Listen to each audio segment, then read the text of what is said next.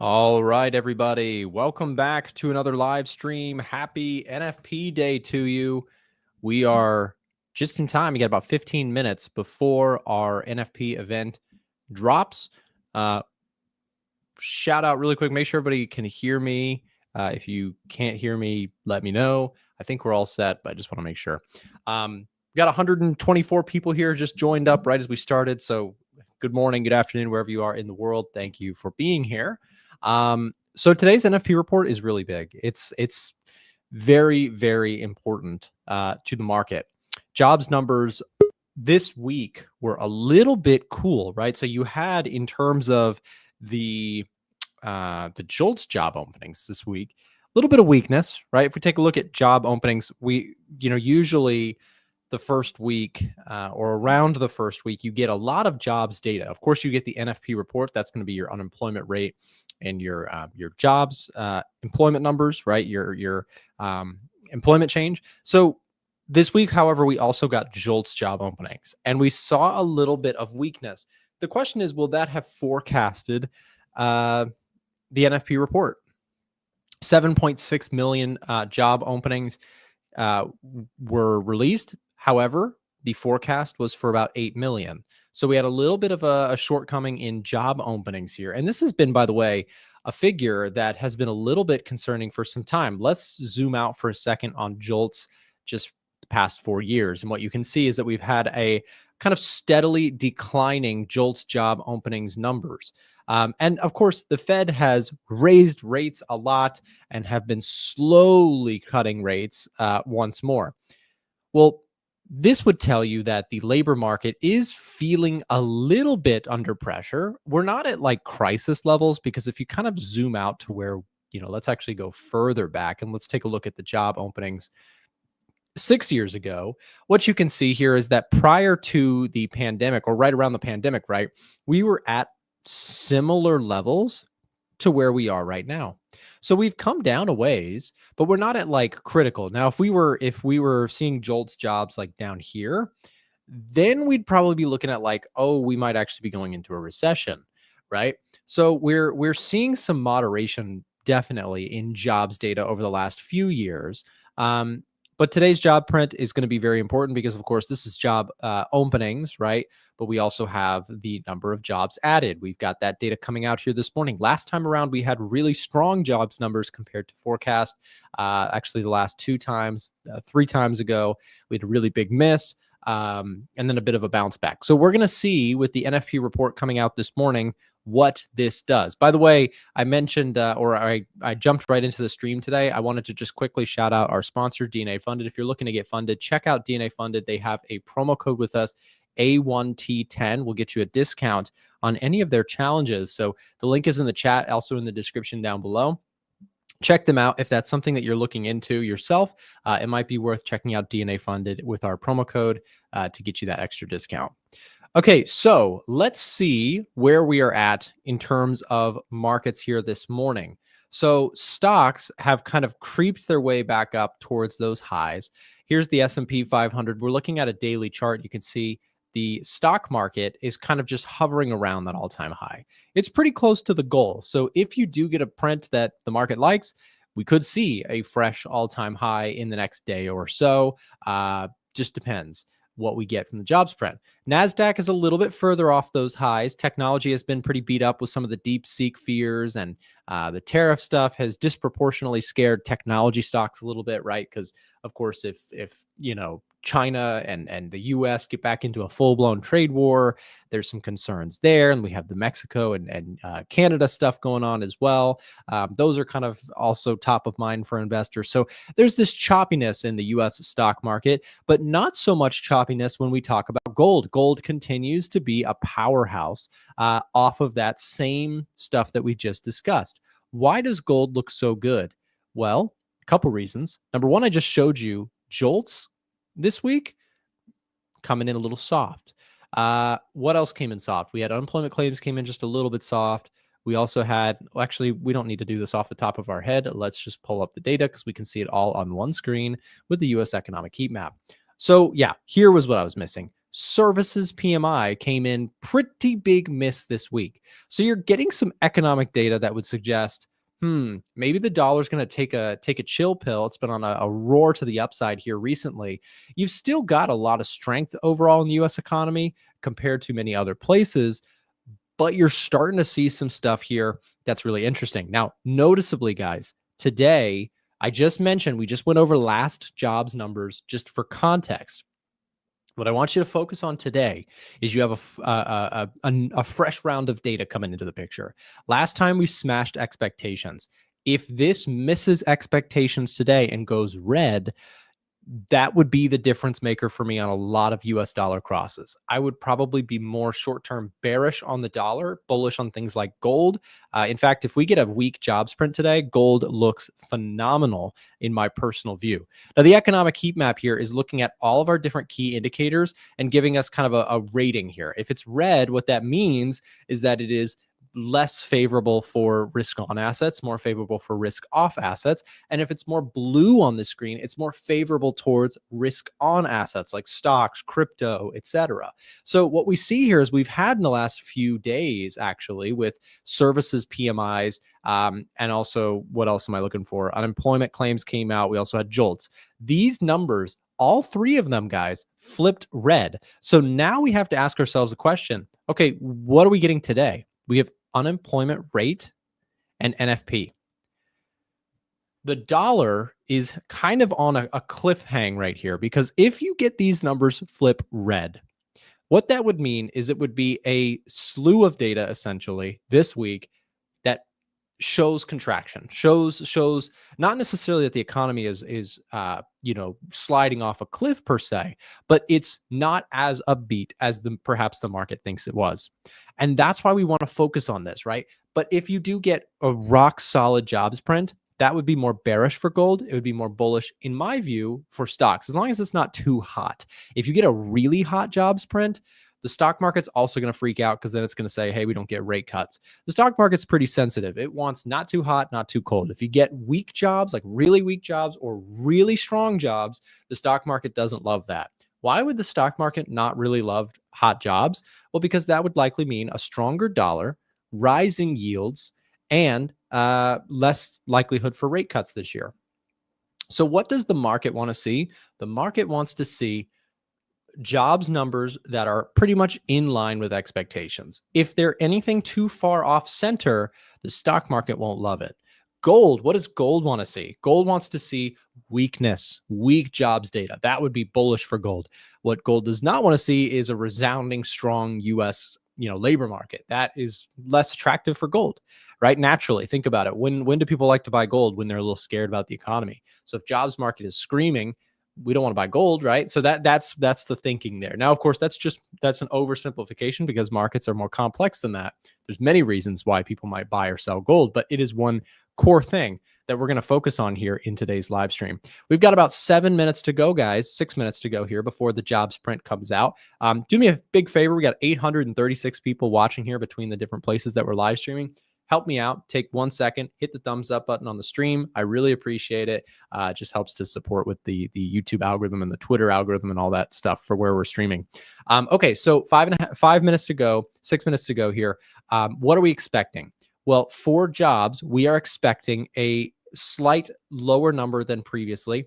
We're looking at 169,000 jobs forecasted here for NFP. We're also expecting unemployment rate to remain unchanged at 4.1% and average hourly earnings to come in 0.3% month over month. So that's what we're expecting. Again, I've laid the groundwork here a little bit for us. What do you want to see if you're a gold bull? You want to see weakness. What do you want to see if you're a gold bear? You want to see strength. What about a dollar? Dollar, you want strength. You don't want any weakness, right? That would be if you're a bull on the dollar. So we'll see what happens there. If you're somebody looking at stocks, like I said, you probably want this number to come in really close to this, and you don't want this to move too far either. Again, if you get a big weakness, now maybe the ideal scenario would be Wage growth stays steady. Jobs are a little warm, but not too hot. And unemployment rate stays steady. That would be perfect for stocks, in my opinion, because that would suggest, okay, inflation's not too, right? This is an inflation rate, average hourly earnings. When people get aggressive raises, right? That is inflationary. When everybody gets a bigger raise increase, they typically go spend more money. House prices go up, grocery store prices go up, right? That's the traditional thinking in the financial world. So we'll see what happens here. Again, I don't know what the numbers are going to be. People ask every single stream like this, Nick, is gold to buy? Is gold to sell? I have no idea where the market is going to go on NFP, right? That is a fool's game to try and predict what's going to happen with the jobs print. My goal here is to set up the kind of the playing table here, and then we look for setups based on what the numbers are. So if we get like a really, really scary jobs print number, like let's say market sees a really big weakness, I'm going to be absolutely looking for buys on gold, on retracements. I'm a swing trader, so I'm not looking to like scalp it, but I'm looking for swing trades on the price of gold to the upside if we get big weakness. If we get big strength, right, I'm not going to look for gold longs. I'm not going to look for gold shorts either. Just on my system, I'm currently getting a bullish reading on gold. So I'm actually actively looking for pullbacks on both the NASDAQ and on gold. So if we get those, great. I probably have plenty of work to do on those charts. If we don't, if they just rip higher, then I'm just going to stay on the sidelines and we'll call it a week, as it is Friday after all. Yen crosses also getting big bearish readings here on the edge finder, so I'm going to continue to watch this. Yeah, this is big stuff here in terms of what this could mean for the Japanese yen, for the US dollar, for gold, and for stocks here today. Because again, jobs numbers are going to play a key role, guys, in what the Fed decides to do next. Are they going to cut rates? Are they going to hold them? That's the question. And if we get a jobs print that's really strong, the Fed's going to say, hey, we don't need to move too far off where we currently are. Rates are probably okay where they are.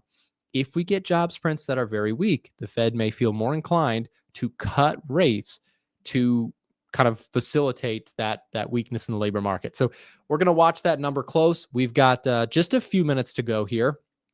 By the way, we've got just a few minutes to kill here. Let me know in the chat, where are you tuning in from? What part of the world? My team and I'm in an office right now. We have a studio set up here.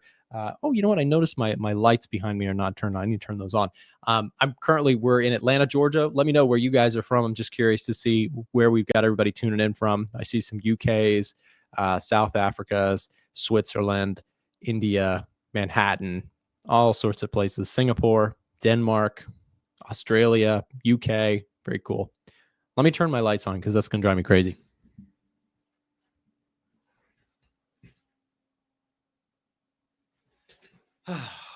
It's a small thing, but you know.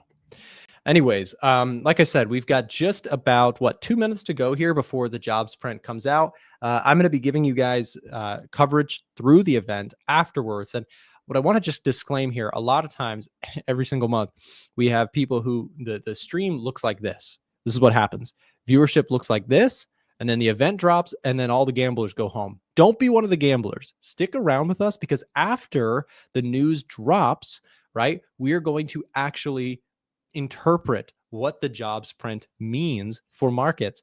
Is it bullish for gold? Is it bearish for, because sometimes you get some wonky responses and there's some opportunities there, but strangely everybody seems to leave right after the jobs print. So you're going to get I get it, the casino dwellers, the people having fun with it, but don't be one of them. Like, let's actually understand the jobs print together and understand what it means for markets going forward, because this stuff has a lot of impact to the markets.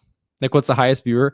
We once had, for a FOMC event, we had 3,800 people watching the stream. It's pretty cool. Today we're sitting at 1,200 between all the different places that we're streaming. So yeah, shout out to everybody who's here. Thank you for being here. Look, we got Bitcoin also at 97 here. A little bit of a pullback recently for Bitcoin. S&P 500 selling off just a little bit here before the print.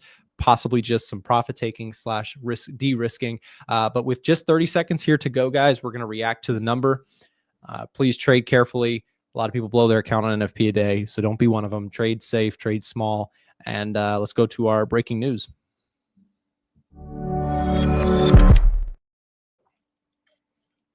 All right, let's see what we get here, guys. NFP dropping just momentarily.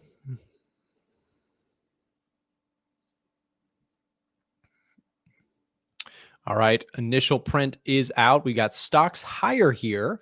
NASDAQ a little bit higher. Let's take a look at that. Dollar index was also lower. That would suggest a little bit of weakness. There it is, 143K. So a little bit of weakness in the jobs print here this morning. Not a ton of weakness, but some weakness. You know, had we gotten into like a 100K, that would be considered largely weak. Unemployment rate also went down. So there's where you're getting some positives in this. Unemployment rate ticked lower. So there's some strength for the labor market. Slightly lower here. Wage growth increased by more than expected. Interesting response here today. Not an all green or all red reading. So we're getting a little bit of a mixed reaction here. Look at that. Russell lower. Now stocks moving lower. And that is what happens sometimes when you get these mixed reactions. I just want to warn everybody who's listening. I mean, obviously, it's probably too late if you were gambling the spike, but a lot of people, what they do is they try and do buy stops and sell stops on the news, and they think they're smart, and then it does this. You do not want to be that guy today, because that just crushed a lot of people. A lot of people got faked out trying to buy the spike. You got to be careful with that stuff. I'm not picking on anybody if that was you, but you know, you live and you learn, and that is the painful reality of trying to trade news. Is it's very, sometimes when you get a mixed number like today, you get a mixed reaction. Look at this, guys. My goodness. They revised the previous number up to 307K. Wow. Okay, so actually, I take it back, guys. This is a hot jobs number. This is a hot jobs number. Okay, so the revisions were still coming in when I was looking at this. Whoa, that's strong. I take it back. It's not a mixed number. It's strong. Because look, okay, yeah, we missed a little bit here. We added significantly more jobs to the revisions. Revised from 256K, we just added 50K jobs to the last print. Even if we missed here a little bit, we added 50K jobs here. Average hourly earnings were high. Unemployment rate ticked lower. This is a hot print. That is a hot print. Okay, so I apologize for the initial, I guess I didn't see the revisions at first. They came out a little bit later. With revisions in mind, this is not a mixed print. I would say that this is a hot print. You have unemployment rate dropping, so more people who are looking to get employed got employed. They revised the previous number up, showing more jobs were added. When you take a net look at this, when you take a look at how many they added here, 143, okay, that's a little bit light, but they revised this one number up, adding 50K here. Let's be really, really basic here. Let's say we missed 25 here. So we missed 25 here and we gained 50. That's a net of 25. So we could just say plus 25K compared to expectations. That would be hot, right? Hot here, hot here. That's a hot labor print. It's hot in here, okay? Chill out. Dollar index up to 108 here. Very interesting response here so far from the market. You had an initial pop higher. Stocks are slightly lower. There's not a huge reaction here. Bitcoin slightly lower. Dollar index is the winner so far. Yen crosses slightly higher here today. Mixed response from stocks, because again, they're kind of saying, look, a strong labor market, but also that might hurt the chances of rate cuts. What we can see on the yields front is, yes, yields are jumping here today off of a strong labor print. Very interesting. Let's take a look at some individual charts. We'll pull them up. So gold pretty much unchanged on this number. Actually very impressive for gold, considering that should be, I mean, it was a bearish reaction as we discussed, but it's not crashing. That just goes to show how strong gold is right now. What do these numbers mean for Bitcoin? Pretty much the same as stocks. Bitcoin is just the younger brother of stocks, specifically the NASDAQ. Bitcoin is in the same family as NASDAQ as far as I'm concerned. It's like leveraged NASDAQ. If you trade it, if you change the name of Bitcoin to just leveraged QQQ, you'd probably be better off, because then you would think about it the same way. Bitcoin is just a risk asset. I'm not a Bitcoin hater. I'm just that's the way I trade it. So it is something to think about. Bitcoin mixed response here. Bitcoin wants to see rate cuts, right? Rate cuts mean more money in the pockets of consumers so they can go buy Bitcoin. So hot jobs print is a mixed response for Bitcoin because it's like, oh, people are more employed, they can buy more Bitcoin, but also rate cuts aren't happening, they can buy less Bitcoin. So it's mixed, right? It's a way to think about it. So let's take a look at S&P 500, kind of sitting here top heavy in my view. Well, not really top. I'm not going to say I'm bearish on the stock market because I'm not, but you're sitting at the top of a range here. And without, a print that the market clearly absolutely straight up loved, if we get this reaction here to the end of the day, yeah, maybe we're looking at higher prices for stock market. I've been mentioning that if we get a breakout here, I may look at a momentum trade with a stop loss on this idea for NAS and S&P 500. But I really want to see how prices react because I'm not too convinced when it comes to the NASDAQ, the S&P 500. This thing has been really range bound. And range-bound markets are tough for me to trade as a momentum trader, so I'm just going to stay sidelined. That being said, I am bullish on indices. You can see I've got the readings here, NASDAQ, S&P. This has been a very correct call overall, but you've had to sit through some chop here recently. S&P 500. In fact, the Dow Jones might have been the best of the list here recently. Here's a look at Dow, right? Beautiful kind of uptrend continuation. This call out from the Edge Finder was excellent. And so, it's one of those things. You get a number like today, market's not super thrilled with it, but also not absolutely throwing a fit with it. So kind of just a no man's land kind of reaction. S&P 500, like I said, sitting at the highs. NASDAQ, not quite at the highs. We'll see how they respond to key levels of resistance like this. If you get this kind of reaction here, perhaps stocks are just going to stay in this range for a little bit. I wouldn't be surprised. We've gone a long time without stocks exiting or being in a range. We've seen pretty trendy markets, right? Trend. Like we've had pretty trending indices for a while. It's kind of normal for a market to just relax and go sideways for a little bit. So, in the meantime, I'm looking at trading other things. I like the upside for gold despite this number. I would actually not personally be looking to buy it here, but if we get a larger pullback, I've been looking at a possible long on gold. I like that setup a lot. That's actually a fresh, by the way, new gold alert on the Edge Finder. By the way, I made a post about this in our Discord yesterday. That's a big deal. Gold has been on the sidelines, been neutral for some time here. We're getting a bullish reading on gold now. For the new traders out there joining the stream, gold getting a bullish reading on the Edge Finder does not mean I go out and I go shopping right now for the price of gold. What it means is that think of the top setups algorithm. It's looking at sentiment indicators like the commitment of traders data, retail positioning using like the put to call ratio, seasonality. It's looking at the momentum of the market. It's looking at GDP statistics, manufacturing PMI numbers, services PMI numbers, retail sales numbers, inflation numbers, employment numbers like the numbers that came out today. That's what it's looking at to generate this reading. And so when we see all this stuff kind of being calculated and computed, when you get a gold bullish reading, what that means it doesn't mean, oh, I'm going to go buy gold right now. What that means is that if I can get the right setup according to my own strategy, I'd be looking for pullback buys with a good risk management setup as always, right? Stops in play. I'm risking a small amount. I'm not going to get crushed if I'm wrong about an idea. But that's how I use the Edge Finder. The Edge Finder is not necessarily a timing tool. It's more of a conditions tool. Are things favorable or not favorable for gold on the Edge Finder at this time? Gold is actually a favorable consideration on the Edge Finder right now. Same thing with stocks. And with strong labor market data, I'm not a hater of stocks. I'd actually prefer strong jobs data with a little bit of inflation rather than high inflation and weak jobs numbers, right? We don't want that. Basically, the conditions I would say right now for stocks are quite good. You have a strong labor market.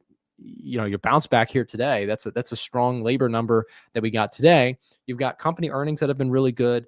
I think there's a little bit of a Trump put and Powell put in the market right now. Basically, what I mean by that is that the Fed has room to cut rates further if need be. And Trump also cares a lot about what the stock market does. So he doesn't want a huge, sell off in the stock market. At least that's my guess. I think, last time around in his previous administration, Trump was the stock market guy. He constantly fixated and bragged about his stock market returns under his administration. So I think he probably feels the same way this time around. He wants the stock market to do well. So that's what we would call a Trump put. Same thing with a Powell put, right? They have room to cut rates. Those are back pocket play cards, essentially, to keeping the stock market doing okay. And they won't call it that, but that's in my opinion what it is. So, I like the pullbacks if they happen on S&P and NASDAQ, but they've just been really range bound. So I'm just waiting on the sidelines for that. Russell here today, going to probably be a little bit more under pressure. You can see Russell well off of its all-time highs here compared to NAS and S&P. Russell has struggled a little bit more because, of course, if we don't get rate cuts, small companies, which are what comprises the Russell 2000 index, would be a little bit more hurt, right? They wouldn't do it nearly as well. So, we'll see. But Russell, I do still like the story for the Russell in 2025, but with strong jobs data print and yields jumping here today, not a super favorable environment for the Russell. TLT, I have a trade on this one, pulling back here a little bit today, again, off of the idea that strong jobs may indicate less likelihood for rate cuts this year. So yeah, real strong jobs print. Despite the coolness in the JOLTS job openings, we had a bounce back in low unemployment rate and in strong employment jobs added. So yeah, really big moves here happening today off of that jobs print. Specifically, let's take a look at the dollar index also. Dollar index also, wow, what a mixed, look at how ugly that candle is. Very interesting. Huge move lower, ginormous gap back up or run back up, and now we're just kind of flat. Interesting stuff. I mean, this is when you get these news hours, there's just a ton of volume in markets. Markets are trading back and forth. There's people placing their bets essentially. So, I imagine that the market will be very volatile for a good chunk of this morning. We'll see how that all plays out. Again, gold candle similar, silver, look at that. Copper's actually loving this. Stock market now actually starting to try and rip. You got the NASDAQ up 0.19. Dow Jones also making a little bit of a stab higher. The VIX selling off. This is typical after a Friday kind of news event. Usually you do get the VIX dropping after the fact because markets are kind of, volatility is draining actively as we speak. Yen crosses, Japanese yen actually bouncing back here. Dollar yen or euro yen, pound yen, dollar yen, CAD yen. Look at this. Interesting. There's a little bit of divergence here. Pound yen and euro yen getting hit hard here this morning. Dollar holding up a little bit better, of course, and CAD actually positive. Did we get CAD news as well? Did I miss that? Yes, we did. CAD numbers were very strong. So CAD unemployment rate ticked lower and jobs added were pretty solid for Canada. So CAD here coming in a little bit strong here this morning. CAD yen actually holding up nicely compared to like a pound yen or a euro yen. Interesting stuff. Yields kind of now reversing a little bit. We had a yield spike. Look at that 2-year yield. Absolutely crazy chart here. Shot lower down to 4.18, now back up to 4.24. So yields catching a bid overall here a little bit, or I guess bonds are getting sold would be the better way of saying that. Bitcoin's up 2%. So a bit of a positive response here from Bitcoin. Nice little push higher off of that. And like I said, I still have my watch list ready to go, NASDAQ, S&P, and Dow, but not quite seeing setups for me at this time. On the sell side, we have yen crosses, as I just mentioned. I do remain bearish on these. Going to look for some pullbacks, going to look for some setups on that. I made some pretty good returns here recently, shorting pound yen, took profits on that the other day. Now a little bit of a pullback. If we get a steeper pullback on pound yen, I may look to re-enter that concept.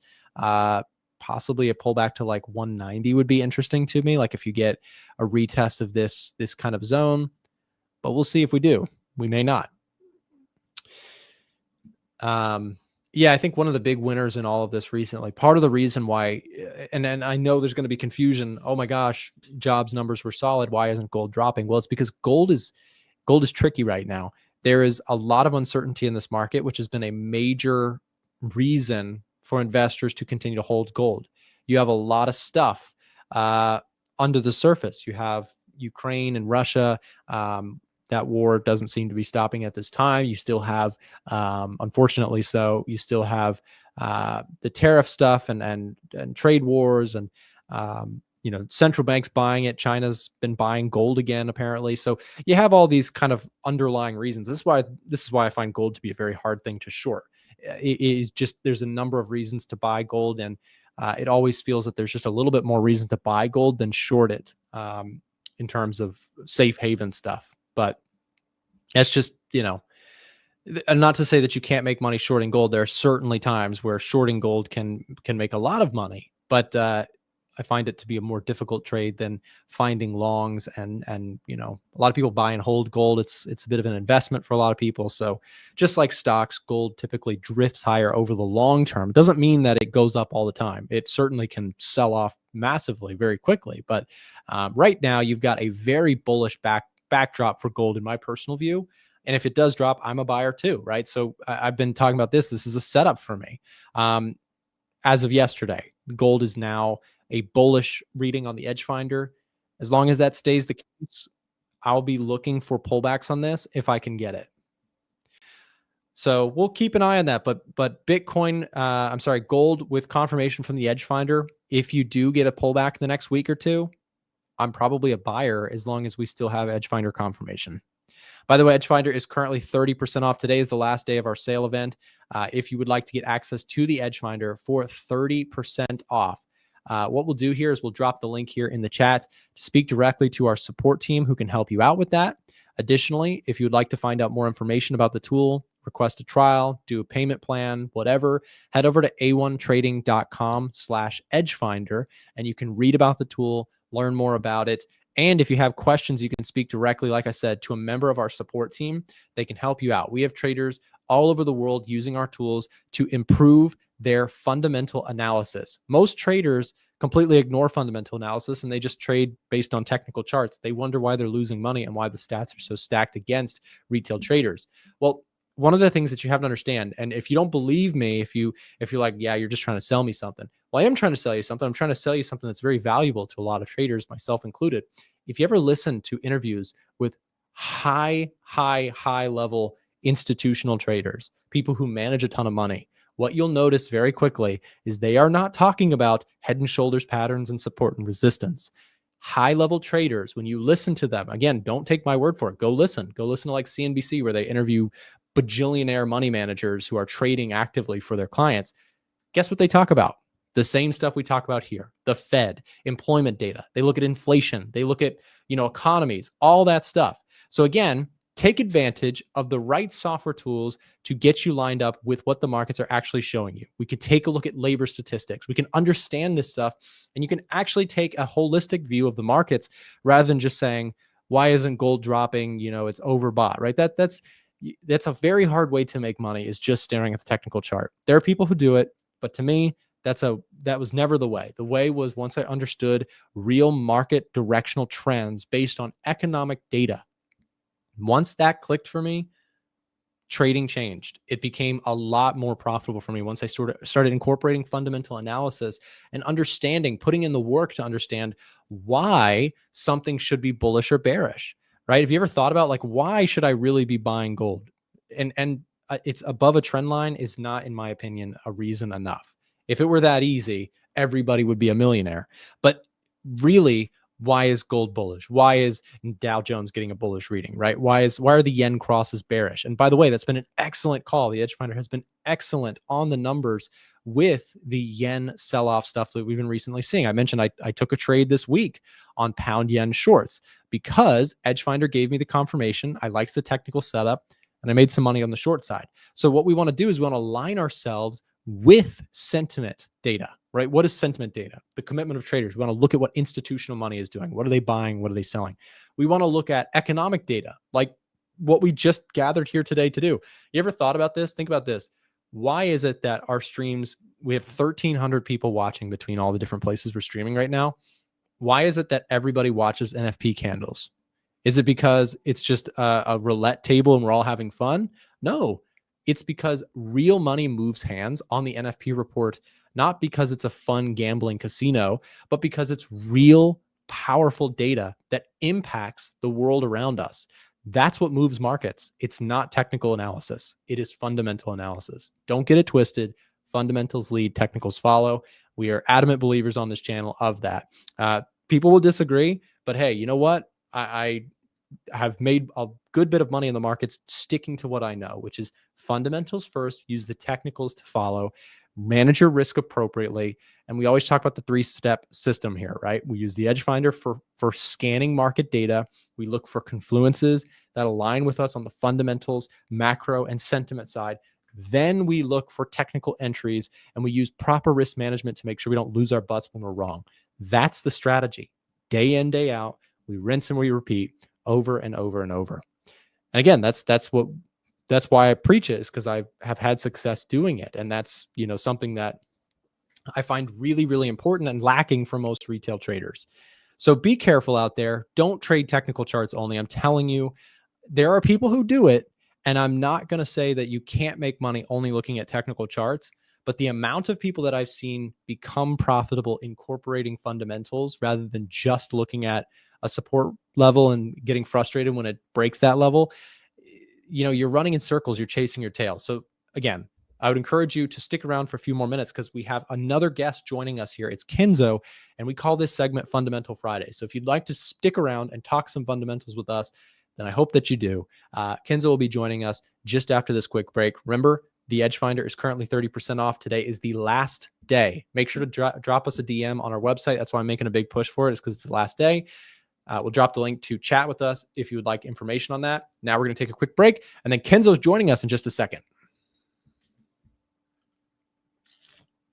If you're someone watching the show right now and you're outside of the US looking for a better brokerage, listen up. I wanted to take a moment to mention today's live stream supporter, Vantage. Vantage allows traders outside of the United States to trade CFDs. You can trade everything from commodities like gold, you can trade US indices or global indices, and you can even trade FX all under one brokerage, and you can connect to MetaTrader 4 and trade directly on tradingview.com. Not to mention, they also have a really good sign-up bonus going on right now. So we'll drop the link to that down below in the chat as well as in the description of this live stream. Check out Vantage.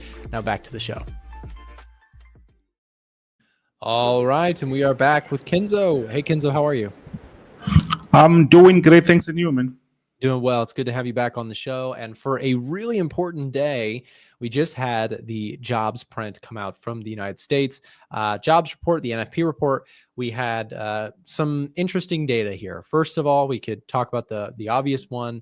Unemployment rate actually went down from 4.1% here to 4%. So that is a strong print for unemployment rate.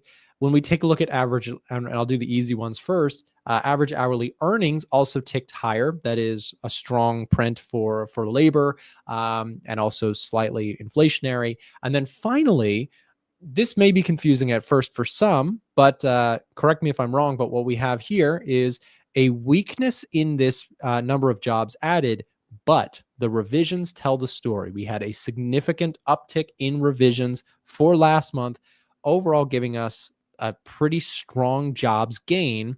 Unemployment rate ticked lower, wage growth higher. It's a pretty strong report for U.S. jobs. Yes, you're right on that. So actually, everything is quite strong at the moment, even though the actual number seems to be a little bit weaker. But if you check it, maybe for 2 months, it's actually not really that bad. Mm-hmm. Maybe next month, because I saw on the news the Musk, or let's say Trump, it's firing some other department and stuff like that. Maybe that might happen, might show on NFP next month. But for now, I think the dollar, it will just keep being stronger. I don't see any weakness at the moment. So I think it's doing good.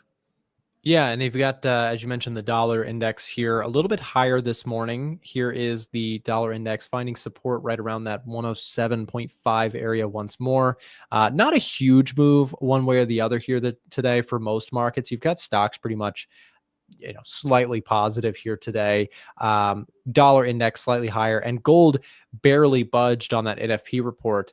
Why do you think that is? I mean, gold here just continues to be strong, even though this print was pretty bullish for the dollar. It doesn't seem to have done much to gold. Yes, I think we actually have some serious geopolitics going on. And for investors, that is actually the simplest asset that you can actually have during this time. As Trump is actually good for business, it can also be bad for other people or other investors somewhere around the world. So I think that is also pushing that the tariffs are going up. There were people who were just making money out of that because maybe they were selling some stuff which were affordable. And now they have to think twice that, okay, tariffs are going up. What's next? What are we going to do? And those geopolitics around the world, they also makes gold to be way too attractive. We still have geopolitics, I mean, tensions in Russia and Ukraine. That also still push gold to go higher, even though now at the moment, Middle East, it seems to be calm. But the statement from Trump saying that we might maybe take over Gaza, that is also a red line, and that might make gold to be extra stronger. I think when we check it fundamentally, I think we still have like a serious long way to go. We might reach 3,000 anytime soon. Yeah, and again, we had a question in the audience I wanted to address too. The question was, how can a revision be seen as strong? Isn't that related to the previous month? And Andrea, that's a great question. What I want to just kind of highlight on that is like, okay, if last jobs numbers were suspected to be, well, actually, we can do the number. The numbers were expected, or they were set at 256. What we saw today is we actually saw a revision, which means they said, actually, we reported wrong. There was more jobs added recently than we thought. That the market's going to say, oh, so the labor market is even stronger, right? Those revised jobs are still jobs that got added, right? That's still very important information. Even if they were revised for last month's report, that's still different from what the market was thinking. The market was thinking we had 256K jobs. We got 307K during that period instead.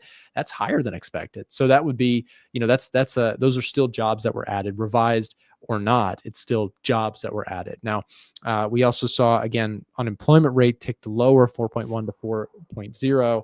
And yeah, I like what you were saying there with gold. I mean, part of the trickiness here, if you're trying to short gold, is number one, you're in this monster uptrend. Number two, you have central banks around the world still buying gold aggressively. Specifically, China is back on the buying train. So you have this kind of story. You also have geopolitical uncertainty, tariff stuff that people are worried about, uncertain about. There's a number of reasons why gold is still bullish, even if you get a jobs print that's a little bit strong. It's just, gold is responding to it. It's just not being sold hard off of this because there's so many buyers out for gold, it seems like. We'll see. I mean, it could still have a delayed reaction, but what are your thoughts, Kenzo, on the stock market here today? S&P 500, NASDAQ, they're not quite at the highs, but they look like they're trying to get back there. Are you in any positions, or are you looking to get into anything? I was out because I was just waiting for NFP. I tried to guess what is going to happen, so I never had a clear answer. So it was better to stay out of the market. But at the moment, it's difficult for me to go in because we are very closer to that resistance. So I rather wait for the market to break out. That will show me that, okay, we are still on that uptrend, because before we talk about the resistance or the support, already we are on an uptrend, which means we're supposed to continue with the trend, or let's say we are supposed to continue with the long positions, but I can't buy at the highest level because that might be very risky. The market might still reverse, touch that support again before we go even higher. So I think it's better for me to wait for a bigger move at the moment. Yeah, I'm in the same camp with that too, Kenzo. Is like, when you have markets kind of near those all-time highs, I just get a little bit skeptical. It doesn't necessarily mean that I am less bullish. I still think that this market looks really strong, but I would rather, like you're saying, I'd rather either get it at a pullback to this level if we get that kind of move, or at the very least kind of wait for new highs to be breached, then look for pullbacks there. And, the cost of doing that sometimes is that sometimes you miss a little bit of the move if it doesn't pull back for you. But, I remain overall bullish, looking for pullbacks. And I just think that at the end of the day, the risk to reward to waiting for a setup like this, where I can put a stop loss and control risk if it were to tank, would be better. I mean, if we were to take longs right here, let's just say as an example, and the market did this move in yellow, right? If we put our stop loss here, that's a very large loss, very large risk that we would have to take to enter right now, as opposed to if we were to be patient and selective, wait for that market to pull back to a key level of support. I think that the risk to reward looks a lot better there. So I personally will be waiting for either a dip back towards the lows of this level, if we get that, or a breakout and a retest of these highs on S&P. So I do still like the upside for NAS and S&P, and Dow Jones too. Dow looks really interesting. What are your thoughts on the Dow? Would you trade the Dow? I know you're preferential to NASDAQ. We talked about that last week, but would you also trade Dow? No, to me, it's still the same as Nasdaq. We are playing around the resistance area. I can actually, sometimes I take trades on USD, but at the moment, we can see that the market, I like to call this area, especially the one on Nasdaq, it's like testing area. The market tries to test your patience, if maybe you still have that pain, because it will play around that. And if you get early, sometimes it's going to punch you there, even though you know what was going to happen or what might happen. So mostly you just have to wait. I think USD is also doing the same thing. It's just playing around the resistance. But that shows us that we still have enough bullish momentum, because we don't really see much of a breakout, but it's like we're just waiting for that push to break out. I thought maybe NFP was going to do that, but it seems like we're still going to wait for another push, maybe later on, or we'll just have to wait and see. But a breakout, that will be a very good thing for us. But unfortunately, it's waiting game. You just have to wait. You see, sometimes, unfortunately, when you have the rules and when you wait, the problem is sometimes you can miss a nice move, as you did mention that you can miss a very nice, quicker breakout. But what I like is you did not really lose anything. The market will still get you there, or you will still actually follow the market nicely, and you will still eat. So yeah, that's what I see it there. Well, you said something there too that's really important, Kenzo, is like, so sometimes, and I know many people probably have experienced this in the audience, I still think about this. It's like, okay, I'm bullish on the indices, and a thought will creep into my head like, you know what? I think it's going to break out. It's going to go higher. I'll just buy it now. And here's the thing is, even if I bought it right now and the market did rip, what did I just do psychologically? I just gave in to what I call my monkey brain. My monkey brain is basically my just emotional trading side, right? I'm not thinking very straight with that. Well, the problem is if you start saying yes to your quote unquote monkey brain, your intrusive thoughts, whatever you want to call them, if you start flexing that muscle or training that muscle to allow yourself to do things like that, you're more likely to over leverage. You're more likely to enter when you know you're not supposed to take emotional trades. So part of discipline, even if it costs you a couple bucks sometimes, like if you miss a trade or something, part of that psychological discipline to say, look, I am waiting for either a breakout and pullback and continuation setup, or this and this. If I'm waiting for those setups and I'm forcing myself to wait for that scenario, I'm doing the opposite. I'm training my brain to say, look, I have to be patient, be disciplined, wait for the right setup.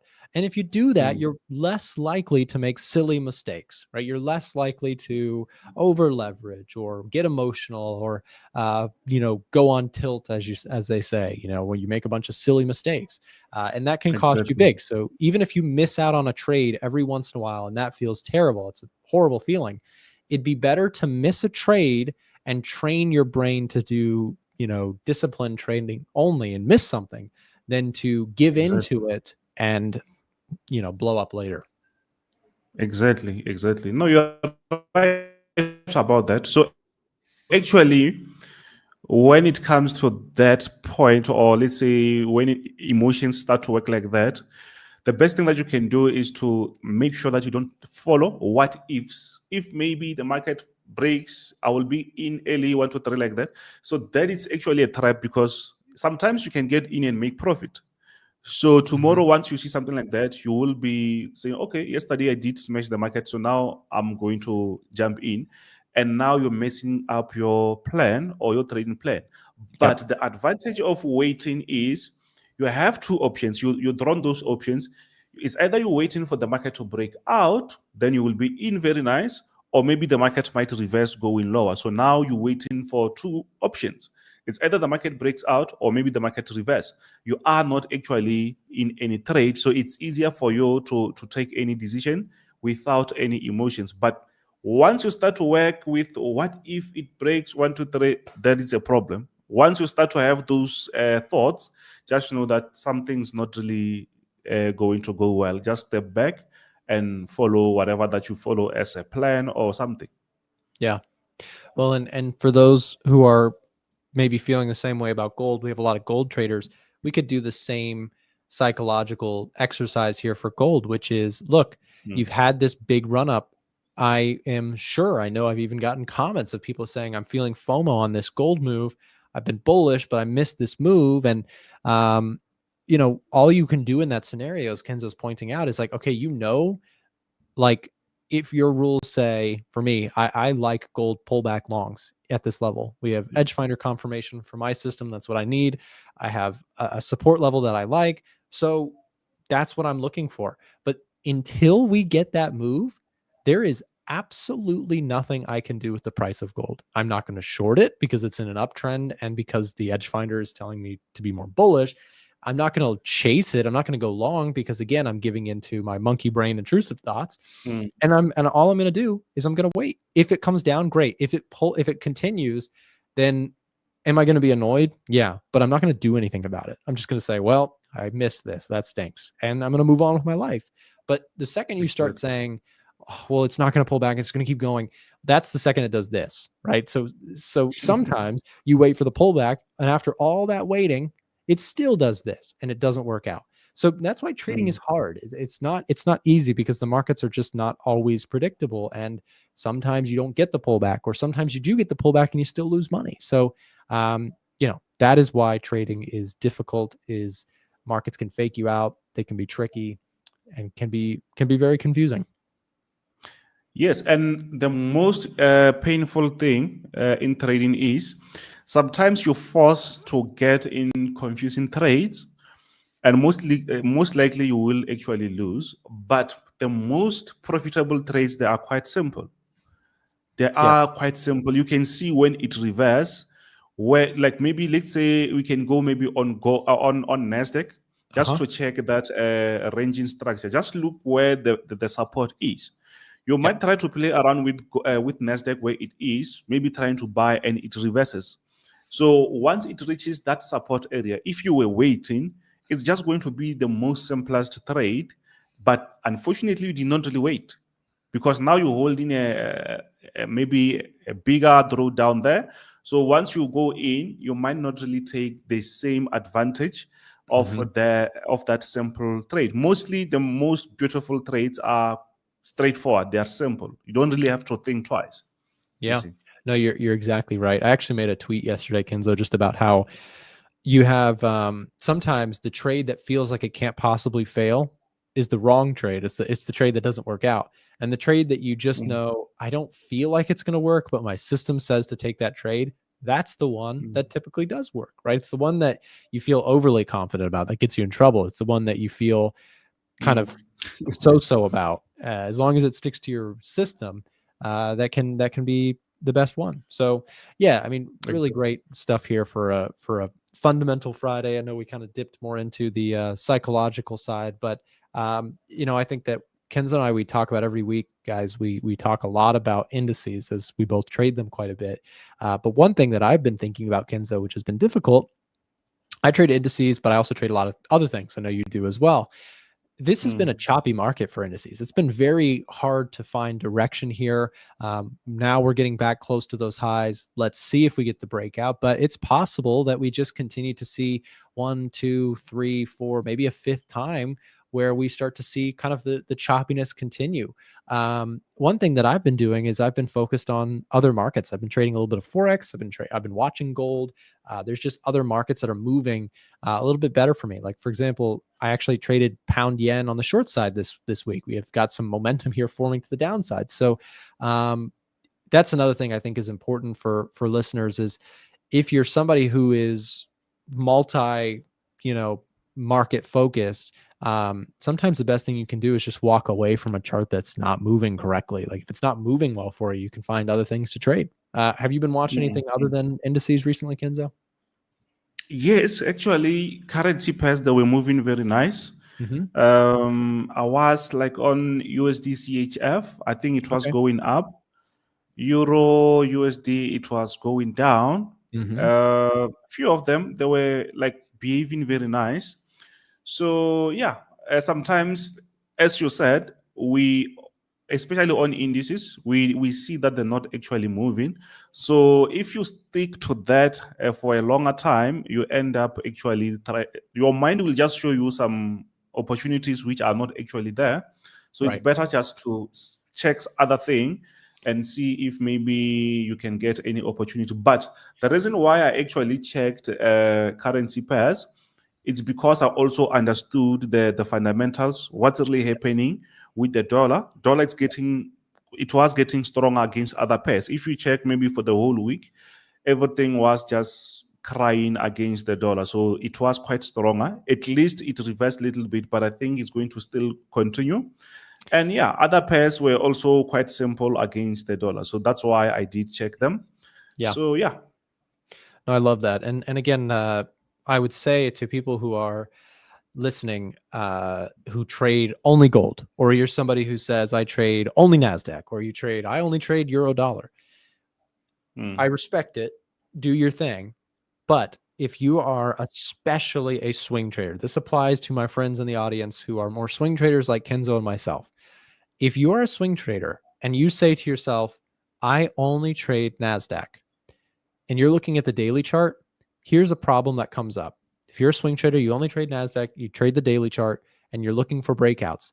You've been out of work for months or for several weeks at least, right? And the point is, I would encourage you to at least do some back testing and considerations of other charts that could fit your style of trading. The reason I say that is especially to my swing traders in the audience. I know you see it all the time on social media. Oh, you should only trade one system on one chart.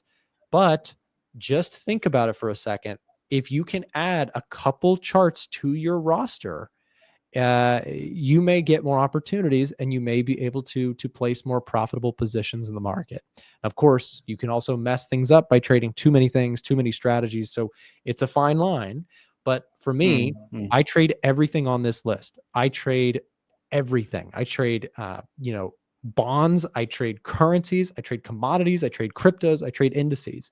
And the power that comes with that, the freedom of having so many charts to watch, is that I can fixate and focus my attention on what is moving the way I like it and stay away from Mm. stuff that's chopping around and not going anywhere. I haven't been trading the indices, but I've been watching gold. I've been trading currency pairs because I've got some moves happening. So, Kenzo, you trade a little bit of everything too, is right? Right? Yes.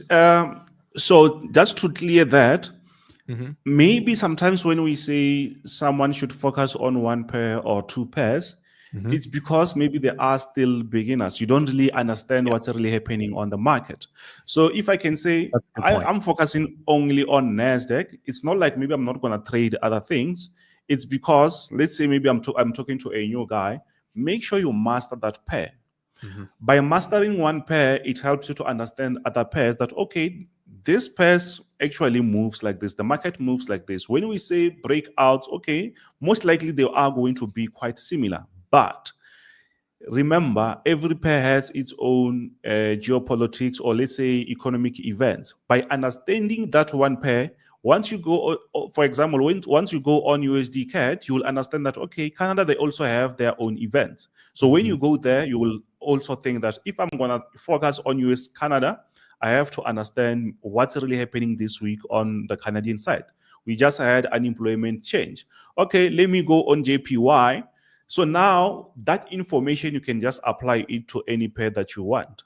Right. But you Yeah. started with one. But if you just want to trade 10 things at once, you don't really understand what is NFP or what is actually interest rates want to trade, that is going to be a problem. But once you understand one pair, you can apply to different pair because that mindset of saying focusing on one pair, it's actually just because investing and Forex or trading, it's similar, but Forex is different. Trading is quite different from Mhm. investing. In investing, you focus actually on one strategy, whatever. Then it's actually difficult to say don't use this and that on investing. You actually, I think I'm confusing myself. Sorry. So what is really happening in Forex is you should actually think outside the box, Mhm. not actually focusing on one thing that you know most. You see. So Yep. yeah, I think that way it's actually how you should do it. Focus on one thing. When you understand how this thing how this thing moves, then try to apply whatever that you have learned on those pairs, because sometimes you can take a week without any opportunity on one pair. So what are you going to do? Yeah. So No, you will be forcing to take those trades. You see. I love that, Kenzo, because again, I think that my answer is, we've been doing this for a long time. I trade a lot of different things, but to your point, I did not start out trading everything under the sun. I've kind of like added things over the years. So for somebody new, uh, I do think it is worth keeping your scope small, your strategy small, and just back test something specific, and then maybe over time adding new things to your list after testing and taking the same careful approach could be wise. I personally Mhm. love the diversity of what I trade because it gives me something to look at all the time, rather than times where I just can't do anything with my one chart. If I only trade S&P or I only trade Bitcoin or something, I want to have kind of a list of stuff so that I can be active. And this brings me back to one thing that Kenzo, you and I both use very heavily in our trading, which is fundamentals. So really what I trade in terms of a symbol is secondary to the fundamental analysis component of what we do, right? We focus on market data. We look at what's happening in the real trends, what's happening with NFP reports, what's happening with inflation, what's happening with the Fed, and then we take it and we apply it to all of our charts. And so I guess the way to really say it is I focus first and foremost on fundamentals, and then I trade a little bit of everything, right? So I don't just say, oh, I trade everything and figure it out on everything. Exactly. I focus on the fundamentals and then go out to a bit of everything. And I think you do something similar, right? You incorporate the fundamentals into many parts of the market that you focus on. 100%. Yeah. Because what I do is I think maybe I give fundamentals almost 80%, because Mm-hmm. sometimes I can have a clear entry, but just because I understood something that was happening maybe earlier on the news, I might not really jump in because I'm still thinking about that fundamental, and most likely it happens. Like now, let's say maybe on gold, if you check gold, actually the market was supposed to go down Mm-hmm. because the dollar is quite strong. So what are you going to do? Are you just going to jump there? No. You have to think twice and understand what's really happening in the world of markets, because technically it's good, but fundamentally it's actually the real situations that are actually happening that Yep. actually controls the market. Yep. You see, how Really. people feel, how people think. So the other side of technically, yes, it's good just to understand what's really happening, but there is real life outside technical. And I think Yes. fundamental it's like life, because it's things that are seriously happening. So yes, it's good to have the trend, but I think before I jump in on gold, for example, I will think twice. If I can't just sell there, I will know that, oh no, things are not really looking good at the moment. I'm not gonna think about selling anytime soon, unless if I hear something happening, then I can change my mind. So yeah. No, I love that. I mean, you're equating it back to the real world, right? Fundamentals are a Mm. practical, real world approach to what the market is actually telling you. So, love that. Kenzo, we're out of time. We got to move on to our next show here. I want to just thank you for coming on. As always, every Friday we do a segment called Fundamental Fridays with Kenzo. Kenzo and I hash through some latest market data. Today's NFP report was, of course, very exciting for markets. Kenzo, before we let you go, everybody who enjoyed that commentary from Kenzo, do me a big favor. Make sure to go subscribe on his YouTube channel at Extra Hot Forex. He has his own content, puts out tons of free value to the community as well, and of course contributes every week to our show here. So Kenzo, thank you very much for coming on, and we will see you back next week. Thank you very much, man, and also your viewers. All right. See you, Kenzo. Okay, guys, we're going to move on. Up next, we got Forex James. I'm going to stick around and just speak to him for just a second. Before we go to break here, just wanted to mention, just a reminder, if you do not already have the Edge Finder, today is the last chance to get a massive discount on the tool. Start trading with the fundamentals. Use our tools that help you to spot bigger and better real world trends like we just discussed with Kenzo using the Edge Finder. Check it out. It's 30% off right now. That ends today. Last chance, last call. Pick up a copy for a very low price before it goes back to full price. With that said, we'll be right back after this with James. 2025 is here, and to kick off your new year of trading, you can get access to our free A1 Trading Telegram channel. Inside, we share Edge Finder data, free trading courses, market forecasts written by our in-house traders, and free trade ideas on Forex, indices, gold, and more. And if you're more into the stock trading world, we have a whole Telegram channel dedicated to just that. Start your new year off right by joining the A1 Trading Telegram channels completely free. Links can be found in the description and in the live chat. Now, back to the show. All right. I'm hiding behind here, James, but I'm coming in a second. Sorry about that. Just wanted to say hey to you and talk you a little bit post NFP here. Big number today. We had some interesting responses. Dollar index a little bit mixed. Wanted to get your thoughts. What is your chart of the day, if you will? It's still Swiss yen, actually, and euro dollar, as it has been. So yeah, unfortunately, I can't give you an interesting answer. But yeah, as for the numbers, doesn't really lean me either way. I mean, a tick down in unemployment is good. Tick up in hourly earnings is good. Obviously, NFP did miss slightly. Previous was revised to 307K, which was slight positive. But yeah, the reaction on the dollar doesn't really mean much to me. The numbers don't mean that much. So I'm staying cautiously bullish on the dollar for now. Gotcha. Yeah, no, I think dollar index still sitting here, 107.8, hasn't moved too far. I mean, it's been a very volatile week. You had the tariff stuff, spooked the market and then completely reversed course, and now just kind of sitting back to where we started. Seems like the bulls kind of have continued to hold this area steady, but we'll have to see. If something was going to break it this week, that level of support, it would have been NFP report numbers. But again, overall, the numbers a little bit slightly positive overall. So we wouldn't call that, anything for the bears to really grab onto, at least for now. But markets has been really choppy for the dollar index this week without any sort of clear directional bias there. Yen crosses are interesting though, James. We have, across the board here, overall, a pretty strong week for the Japanese yen. Here's the JXY in case, listeners don't already have this as one of their watch list items on TradingView. Just like the DXY, there is a JXY, which would be the Japanese yen against a basket of other currencies. JXY's had a really strong week. And, of course, that equates to yen crosses moving lower. You got dollar yen, pound yen, CAD yen, everything kind of moving lower here this week. So, James, why Swiss yen specifically? You've got that one as your chart of the day. Yeah, well, chart of the day is at the moment it's like chart of the year because chart it's of the year. yearly focus at the moment. Yeah, I mean, I'm looking to get in really for the rate differentials. So I'm looking for the S&B to continue rate cutting really until they're potentially in negative rates. Again, that's just some word on the street. That's not a official economic outlook just yet, but it's a possibility. And obviously with the yen or the Bank of Japan on the road to normalization, I think there's potential there for quite a large move to the downside on Swiss yen specifically. So I'm looking really down here to the low 100s between 135 to 105.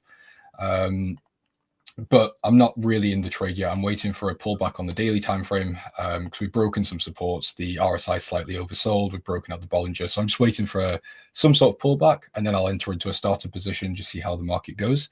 But yeah, that's about it. And obviously euro dollar still sat in that one as I always am.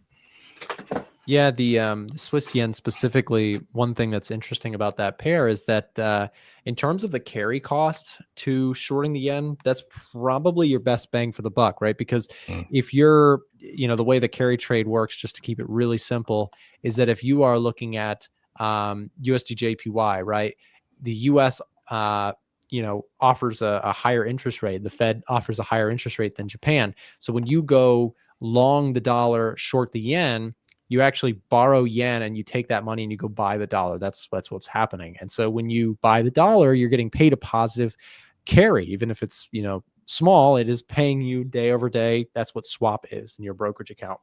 But if you do the opposite trade, you actually have to pay for that trade. So when you short the dollar and you take that money and go buy Japanese yen, which yields very little, right? You actually are, buying yen, shorting dollar, and that gives you very, very little gain. You're actually paying the borrow cost for the dollar. So long story short, certain currency pairs, they're not equal in terms of what you have to pay or get paid overnight for holding that currency pair long or short. So Swiss yen, these are two currencies that offer very low interest rates, the Swiss franc and the Japanese yen. So when you actually short Swiss, buy yen, it can be very attractive. Also, you've got the perfect chart for this, James. Let's show your screen. Help you segue into a little promo for the Edge Finder here. Yes.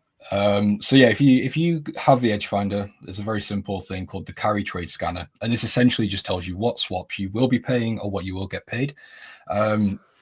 So in this example, we're talking about Swiss yen. You can see the base currency. So the Swiss is at 0.5.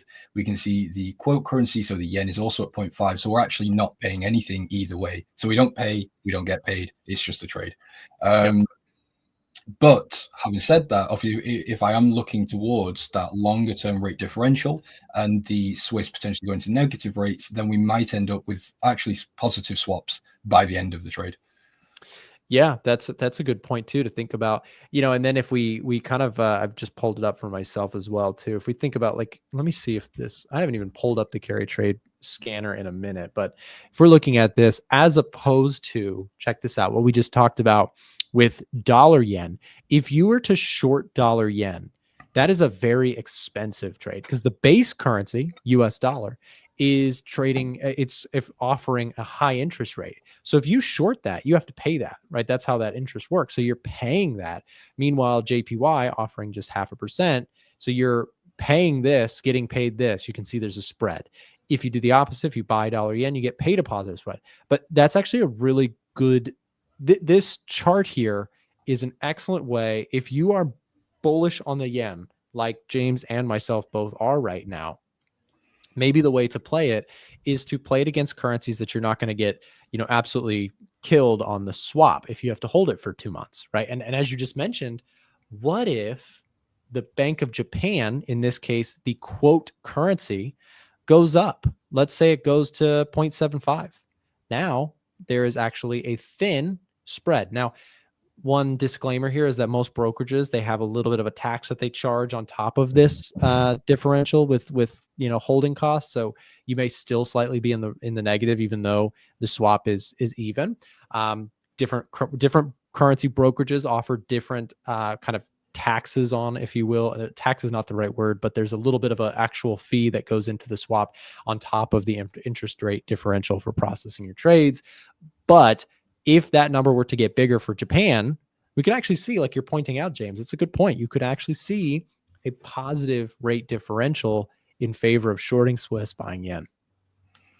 Yeah, exactly. So I think if you've got very minimal swaps to start with, and generally just minimal fees to the trade, I think it's definitely got the potential for long-term holds. So yeah, I'm going to look to execute at some point, probably late next week, obviously, if we can see some sort of relevant pullback. Yeah. But yeah, at the moment, not really ready to execute. As I said, it's just a little bit oversold for my first entry. Just want to see that nice daily pullback to get into. Yeah, I like that. And Swiss yen, it's funny you mentioned it because that was actually one that I was looking at as well. Swiss yen is on the Edge Finder. Everything on the Edge Finder is pretty much pointing to yen bullishness as well. The issue that I see with the yen crosses and why I'm so selective is exactly what we're talking about. The carry is expensive. So if I'm going to play it, Swiss yen looks like a really interesting candidate, just kind of a pure, if I want to be long the yen play, short the one that offers the lowest borrowing cost, by the Japanese yen. So I like that trade. And I'm with you on it looks a little bit oversold at the moment, but if you get some swing backs in the other direction, perhaps Swiss yen is a nice longer term short. I don't hate it. I actually really like the idea. Yeah. So I've actually just taken two more. Well, I've got two more position trades. Actually, I'm going quite heavy on them to start the year. I've got one on silver here, looking towards sort of $37 to $40. So again, just hold this one probably for the rest of the year, see what happens. Not in very heavy on silver because I'm not a huge silver person, but again, I think it's relatively undervalued compared to specifically gold. And same thing here on dollar Swiss that we were just talking about the Swiss. I think there is some long-term downside coming on the Swiss, and the dollar, I'm not too interested in long-term dollar strength. I'm more just banking on the stability of the US economy and using that as a proxy to then go and short the Swiss. Yeah, no, that's another good trade. I like that one as well. Dollar Swiss is also, I always like to point out that it has very high correlation to the dollar index. So it's one way to kind of play dollar index if you're interested in that. Dollar index, by the way, US stock market just opened up. We're seeing a little bit of downside. Volatility is all over the place here today, James. James, I'm gonna give you the show here. Let you take over, do your thing with the audience here. Before I step out, let me just mention to everybody: if you guys want to find more information from James, he has his own YouTube channel, his own website, his own Telegram. Make sure if you enjoy his commentary to go support. We'll drop some links in the chat. James, you got it from here. I gotta hop off. Cool. Thanks, Nick. See you later. See you, man. So, guys, how is everyone doing? Finally, the end of the week. It's Friday, and you know what's funny? I was watching, before I came on, and I was about to come on and say there's no idiots in the chat today, but clearly I was wrong. But anyway, it's good to see you all. Hope you're all doing well. Bashi, good to see you here. I think so. Market Pulse as well. So yeah, commodities doing really well today. Let's have a look into gold. I was in a gold long yesterday. Actually, I'll pull that up. In fact, I took the gold long on this stream yesterday. So if anyone saw me take that trade, I closed out this morning for, I think it was a 1-to-1 roughly. So yeah, it was just here. So yeah, in theory, could have held it, but I didn't want more dollar exposure into NFP and unemployment. I've already got euro, dollar Swiss, silver and things. So it was the safest option to just take profits on this one. But yeah, running fine so far. Long-term view for gold, however, does look quite interesting. Let me just put this on the H4 here. So I would love to see, if we are going to continue this gold run to the upside, I need to see some sort of higher time frame pullback, really.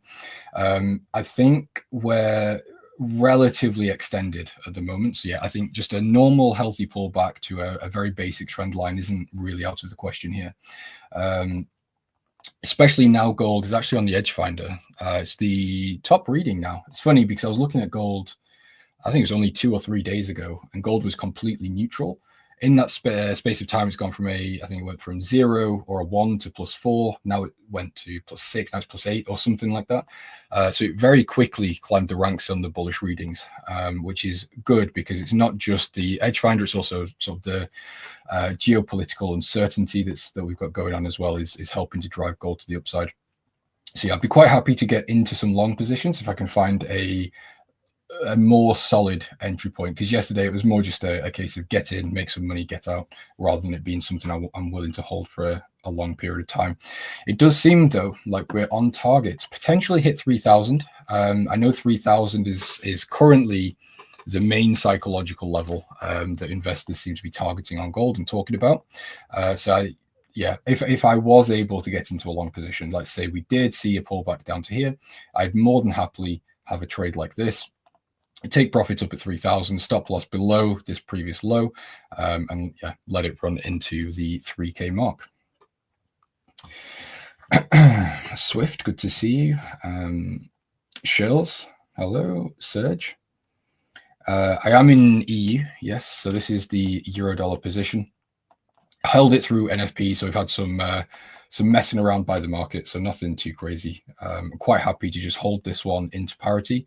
So I've been shorting euro-dollar for coming up on 4 months roughly. So I've made pretty good money shorting euro-dollar. So this is, I think, now going to be the final sort of positioning I'm going to do. So I'm going to continue to add into sells unless there is a shift in the macros. I don't really think I'm going to be closing out of these ones until I do see price come down and hit take profit. So yeah, I'm happy to sort of just leave euro-dollar shorts running. for this foreseeable future anyway.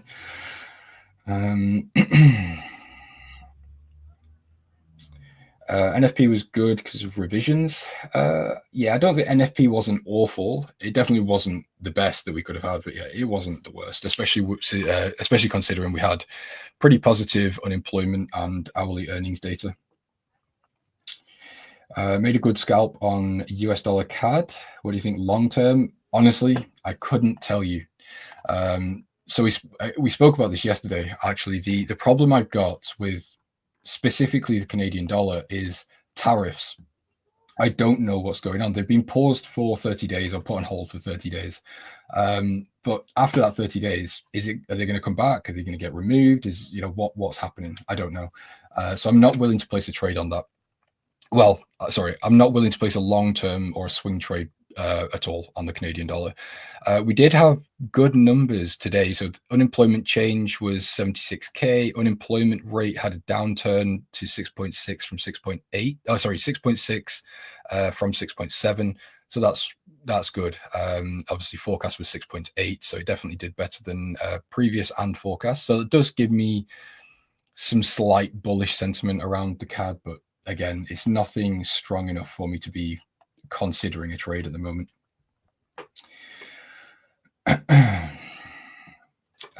Serge, yeah, I'm dollar cost averaging euro dollar. I just showed you that one. Why did gold drop due to negative NFP? Well, it wasn't just negative NFP. We also had, again, good hourly earnings and good unemployment data. So I think NFP, it was a mix of those three things getting priced into the markets, not just NFP. What's my opinion on oil? That's a good question. Same thing as it has been. I would love to go long on oil, but the problem is, again, it's Trump. What's going on? I don't think Canada is going to become the 51st state. I just don't see that happening. And the same thing with Greenland. I don't think he's going to be able to take over Greenland. But if he did, guess what he'd be doing? Well, it'd be oil related. And he also wants to drill in the US. So the supply would outweigh or definitely dampen the price. However, the current things for oil, the things that are actually going on right now, I view as pretty bullish.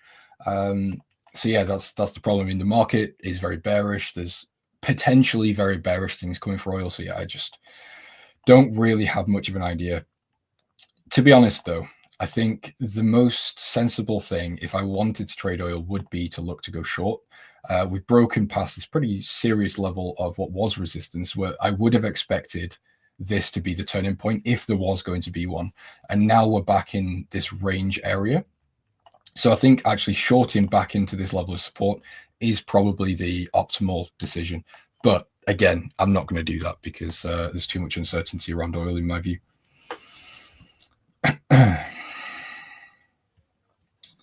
I see more downside on USD CAD than upside. Yeah, potentially. My dollar bullish idea is starting to slow down as well. So I'm not really interested in going into anything else. Like I said, I think euro dollar is fine to just leave to parity, mainly because euro's not doing too hot, or eurozone's not doing too hot. Dollar Swiss is a long-term play, banking on the Swiss. So yeah, I think in terms of actually getting into new trades based around the dollar, I've got barely any interest anyway.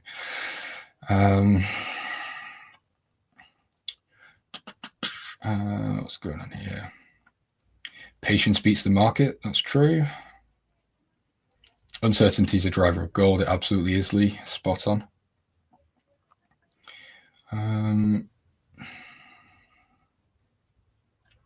Okay, sweet.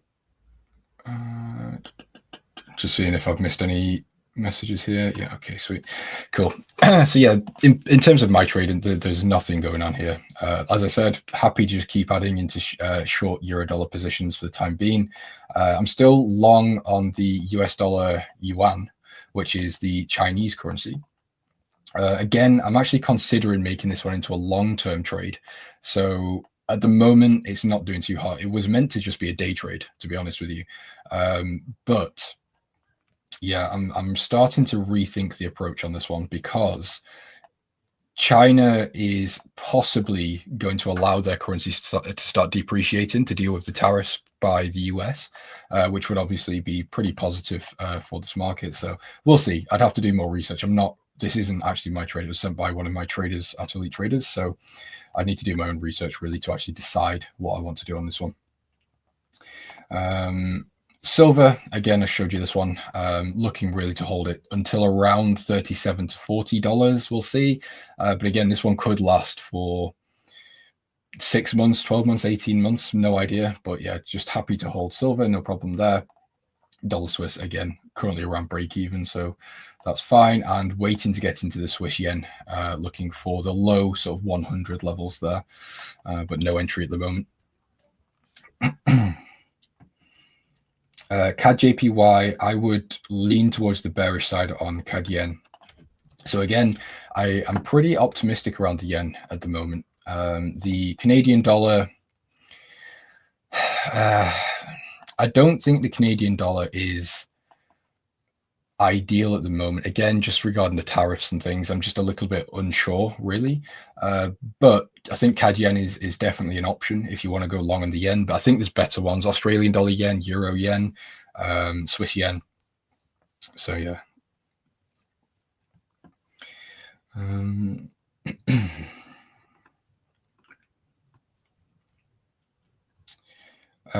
We the same age as Nick, and it hurts my pride to say he is my role model by how humble he is and how simple his trading strategy is coupled with fundamentals. Shouldn't hurt your pride. You can be inspired by anyone. It could be, you know, younger, older, same age, doesn't matter. People have different paths in life. It always leads them into different places. Hi James, hope there'll be fewer strange love bombing of Nick today. Yeah, let's hope so. That was a strange day. It felt like a fever dream.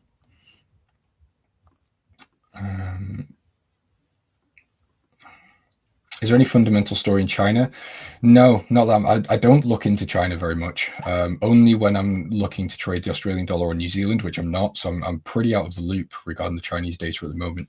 The only thing that I would really go towards is, obviously Chinese data is weak. It's definitely not in a great spot. But is the Chinese data fudged in terms of, are they sort of lying about the numbers? It wouldn't surprise me. But again, I don't have any real data at the moment for China. What are the zones I'm looking at on Swiss yen? So these are the levels here.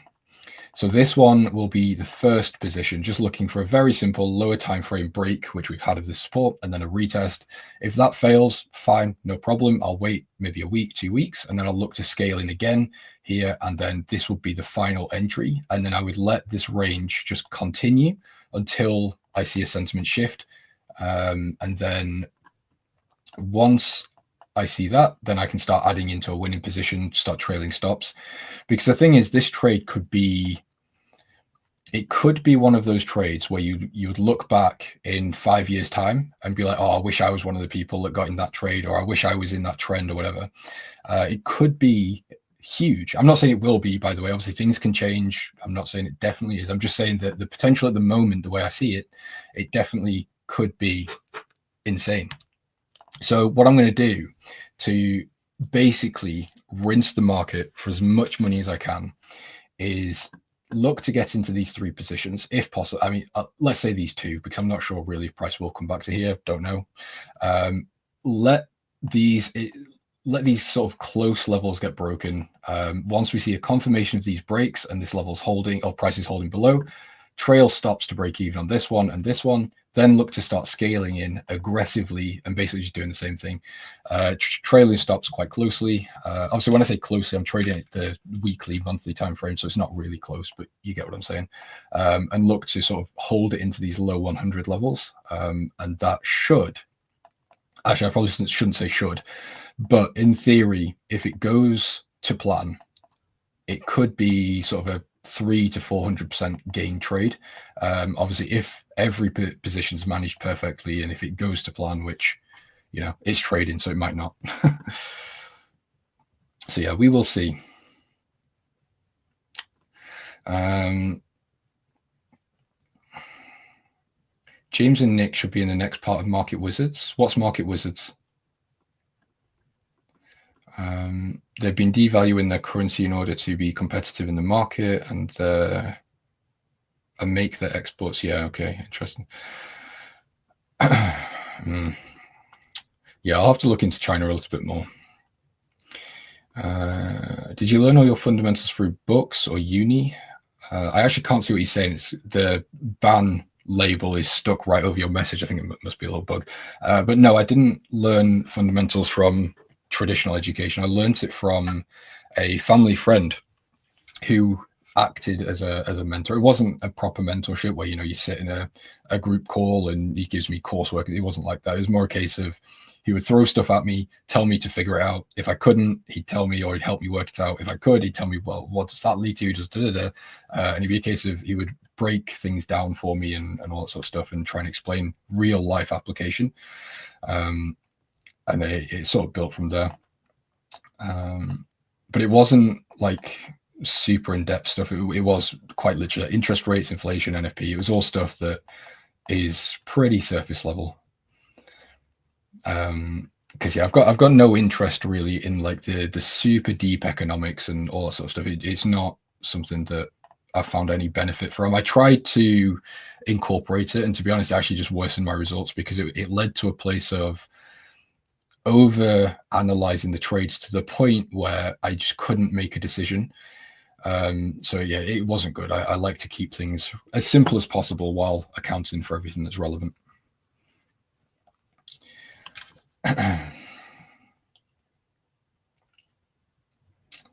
Kanye West. You know what's funny? I was on my stream earlier today and I was looking at Kanye's tweets, and man, he's gone off the rails. If anyone's got Twitter, take a look at his account from today. It's an absolute minefield. Do you look at platinum and other metals? Not really. So I put a tweet out actually yesterday. And the way my analysis works, I don't look into everything. I'll skim the markets, I'll see what's going on. And if there's something that piques my interest, so for example, like the Swiss National Bank potentially going to negative rates, I was like, okay, cool, I'm going to look into that a bit more. What can I do about that? Is there any trades I could possibly take? And then I'll zoom in, and that's where I'll focus for maybe the next 6 months.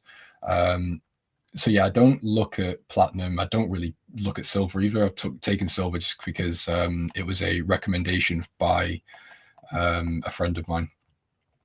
But yeah, I seem to stay focused on what I'm actually looking at rather than trying to just know everything about all the different markets and things, because I get easily distracted.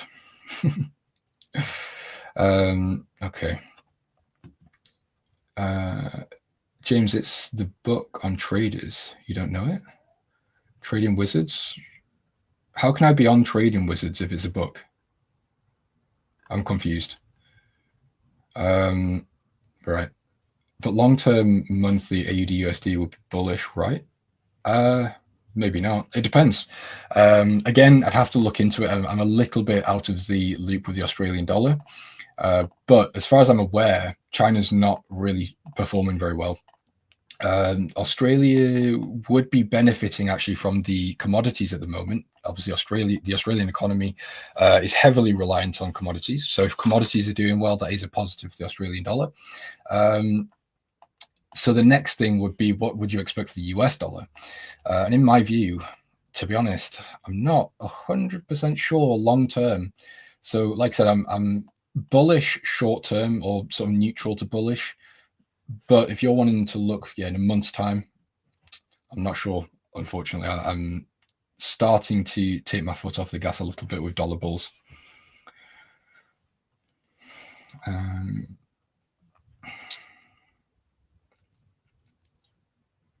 Do you notice trading because emotional damage? What? I'm not sure what you mean by that. I know.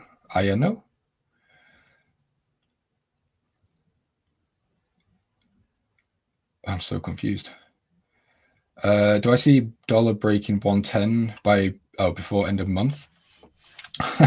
I'd love to say yes, but I don't know. So actually, let's just see. Let's just do a checkup on the health of the US dollar or the US economy. So this was heavily blue at one point. We are seeing red start to slip in here.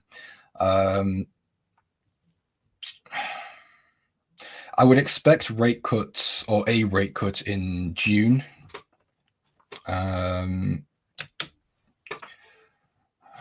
Yeah, I think there's potential for it to come and break 110. I'm not saying that's not going to happen.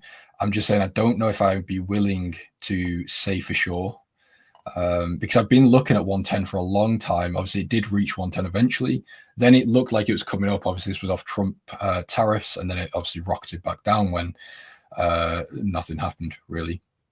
But yeah, I don't know. We'll have to see. To be quite honest, yeah, relatively neutral.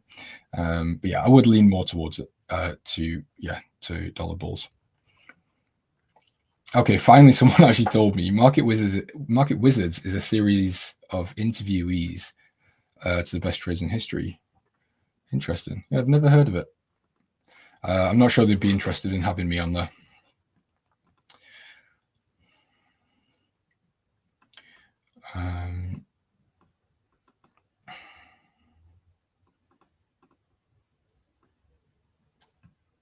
James Hughes, Financial Juice. If yes, I recommend looking at data. This is not so great data. Well, yeah, I do use Financial Juice, but I also look at the data. I'm not sure what you're referring to there. I use lots of different news sources. I've got a membership for basically everything apart from Bloomberg Terminal.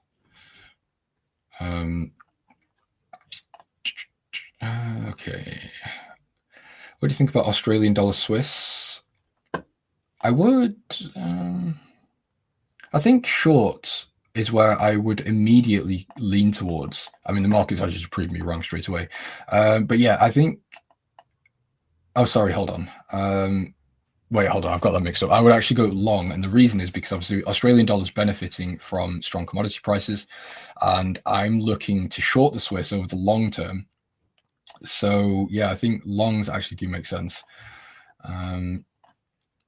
Where to would be the question. So I'd be looking, to be honest, at a long-term hold. But obviously, if you're not looking to trade it, hold it. If you're not looking to hold it long-term, then just look for, or I would look for a break, retest, continuation, or pullback, and then again, continuation, retest. So yes, either of these situations, I'd be quite happy to be a buyer in the market. But at the moment, just because we're approaching this H4 previous high, yeah, I'd kind of just have to wait and see what reaction we get from this level. Use indicators on trading. On trading view. Yeah, I do use indicators. This is just a simple Bollinger Band. It's a standard one. No crazy stuff there. I also use this RSI. So these settings, so length of 6, upper level of 80, and lower level of 20. So it just gives me the most extreme overbought, oversold situations. I like the RSI. So I use the RSI if I'm looking at a downtrend and I want to go short and there's a pullback and the RSI starts becoming overbought. That's just a confluence for me to maybe start looking to actually execute on the trade. But obviously indicators, just confluences, are not signals. US NFP and unemployment came in lower than expected. NFP benchmark revision for 2024 revised down. Yeah, okay. Swiss is pretty doo-doo. Yeah, it is. I think it's going to be a bit doo-doo for a while. It's popular James Market Wizards 1 is old. I'm sure the trader's like 20 odd years old. Market Wizards 2 is for recent traders. Okay. Well, if someone wants to get me on a podcast or an interview or whatever it is, feel free to. There's one thing I'll know that I am a trading celebrity when I've been invited onto one of these podcasts or interviews, whatever you want to call them.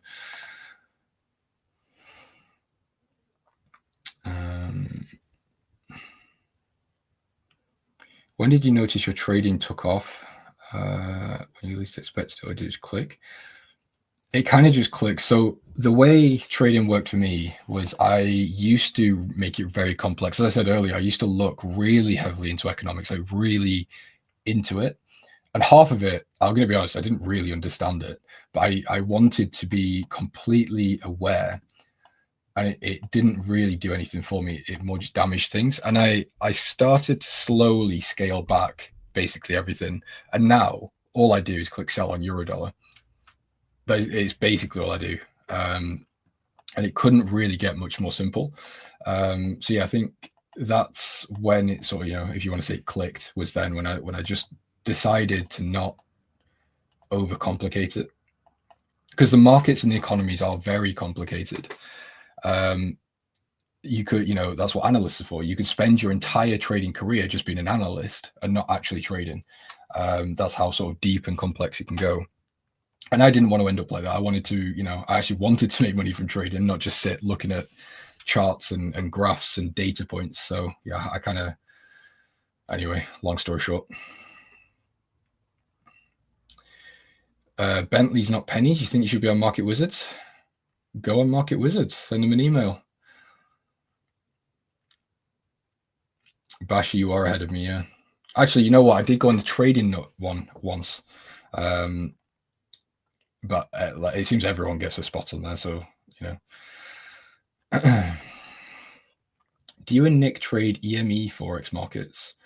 I'm going to start working on it. You can get PMI, retail sales, CPI, etc. on trading economics, but it's taken me a while to collate. No, I stick to G10. So you'll see me maybe explore a little bit like silver and things, but that's quite rare. Typically, yeah, it's just dollar crosses and maybe some other things like yen crosses now and again, but that's about it. James gives serious wisdom. Just click sell. Yeah. Well, the thing is, selling Eurodollar constantly kind of makes sense. I mean, the trend, the long-term, when I say long-term, I mean like the weekly, monthly trend on Eurodollar is down. The US economy generally is a lot stronger than the European economy. It reverts very, very well in terms of mean reversions. So, yeah, that's the 1000 IQ strategy. The holy grail that everyone wants is just to click sell Eurodollar.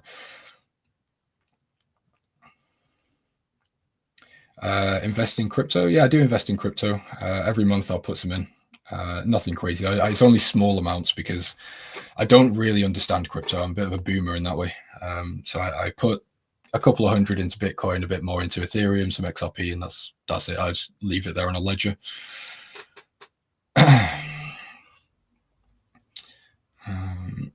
Market Wizards said Nancy Pelosi? Nah. Yeah, well.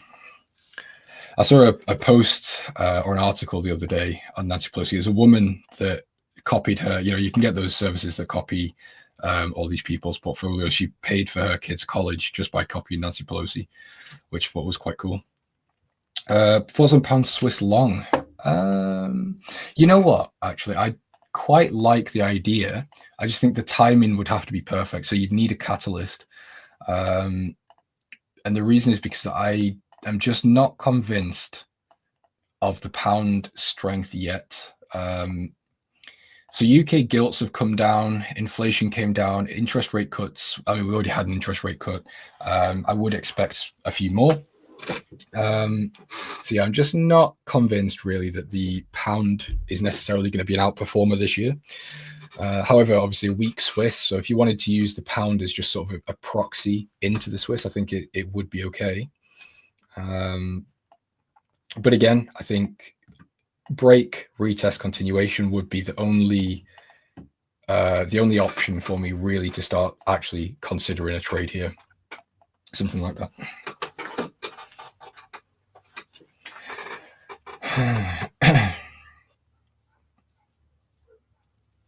Scalping or swinging, which one would you recommend for a beginner?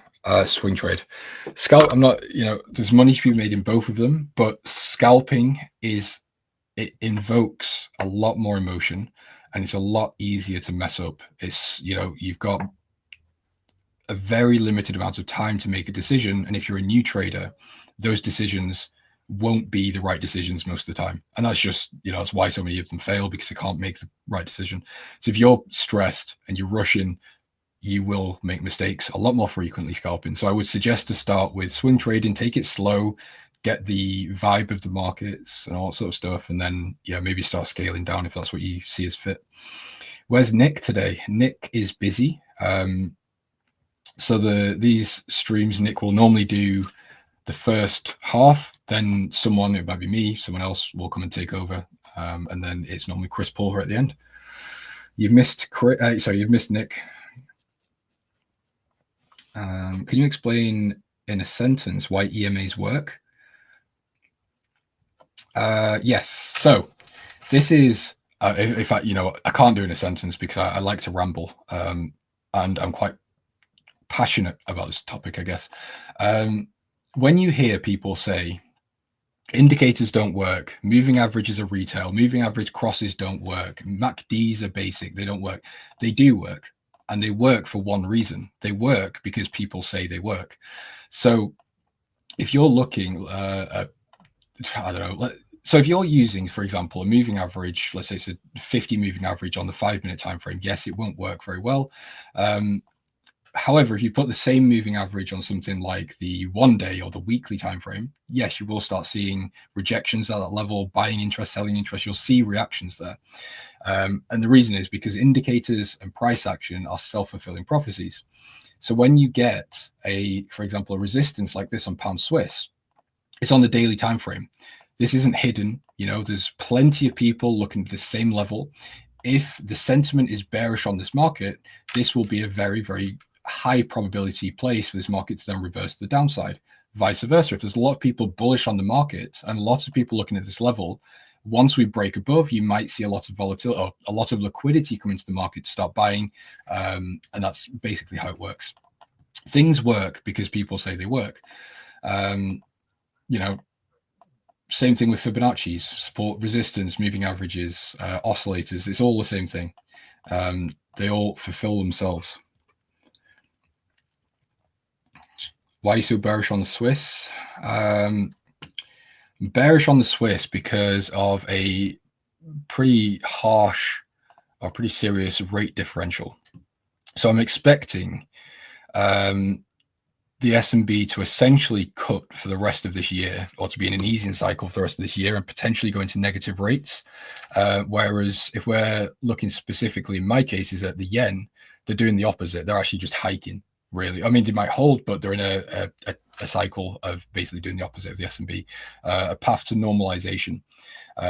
So that will be a pretty strong catalyst for Swiss yen to start heading to the downside.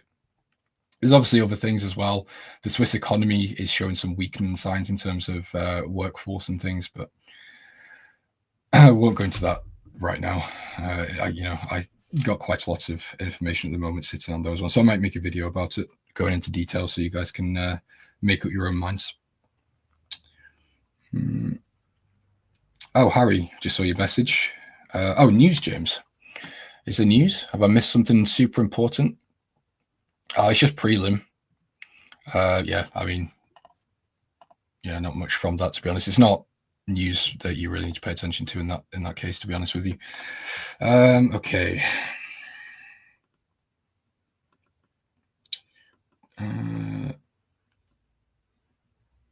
Indicator show it's already happened. That's true. So does everything else.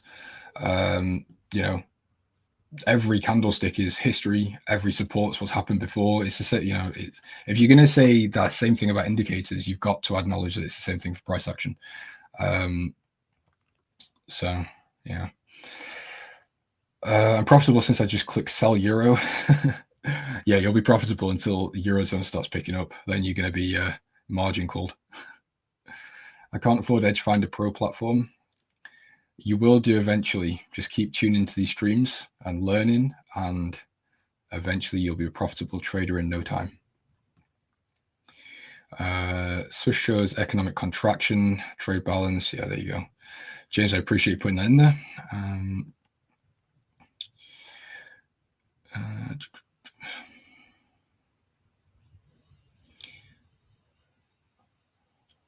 Yeah, James, I do agree. Obviously, what's the current data is obviously impactful, but what you've also got to account for in trading is that data gets priced in very efficiently and very quickly in markets. So yes, all of the current data obviously is impacting price and causing some causing movements. It's also what are investors expecting. So for example, if something happened in the US to make investors start thinking that the Fed's going to hike rates, cut rates, whatever, you'll see the market reacting. Obviously, that rate decision hasn't happened yet, but the markets will start pricing in what they expect. So it's a similar thing for, what I'm looking at here. Can you go long on silver now? I don't know. Does your buy button work? Is your plan valid? What does your strategy say? I'm long silver on a weekly time frame, so don't follow what I'm doing because it could get a bit messy if you aren't managing it properly. At least don't get margin called. Yeah, that's facts.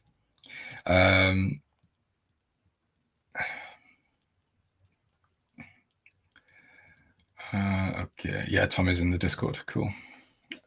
Okay, sweet. Okay, let me just get back on track. What time am I on? So it's 5 minutes past.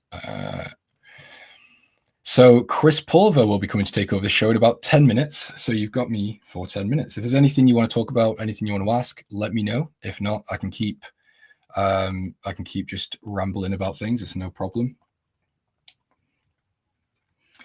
Same people say scalping doesn't work at all. There are some German premium profits. No, scalping definitely works. I don't think anyone says scalping doesn't work, swing trading doesn't work. Blah. They all work. It's just what is the best option for you. Not obviously, I'm not talking to you specifically. I'm just saying whoever's listening. But as I said, I think for new traders, scalping is probably the worst thing they could do. Because it's very, very easy to essentially just start gambling, throw it all in red. You get a red candle, just put it all in green because you want to do the opposite of what the market's doing. Then you start revenge trading and your whole account's gone in a matter of, an hour. Whereas swing trading, it's a lot more difficult to make those types of mistakes. Or at least it takes a lot more time for you to be able to think about things. Are you British? Where are you from? Not much for trading community in Britain. Yeah, I am British. There's not many people here, I don't think.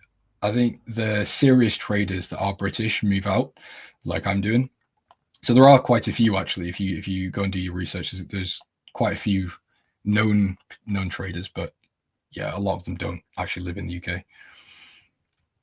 You're a bear on soybeans. I'll take your word for it. I've got no idea what's going on with soybeans. AUDJPY is making a momentum candle. Let's have a look. I don't think I've ever actually looked at the soybean chart, to be quite honest with you. Yeah, it does look good, actually. Really nice. Yeah, I'd expect downside to just continue on these yuan crosses.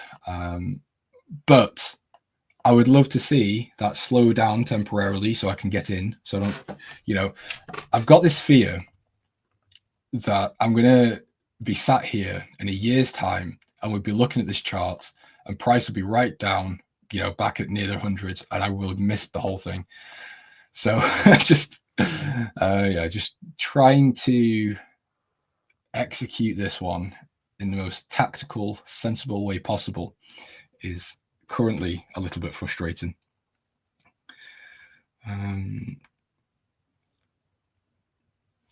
You thought Andrew Tate was a trader? Andrew Tate? Yeah, I could say jokes. I'll keep it off the stream. Well, apparently Tate is British and American. I think he's a mix, which is why his accent's so stupid. You're at short dollar yen on the 15-minute. If it comes up some pips, what do you think? Yeah, I think it's fine. Dollar's showing a little bit of weakness today. The yen overall, I would suggest, is doing fine.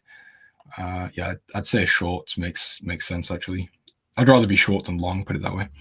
I use a Bollinger Band and an RSI. I'm not sure. I know institutional traders in City of London.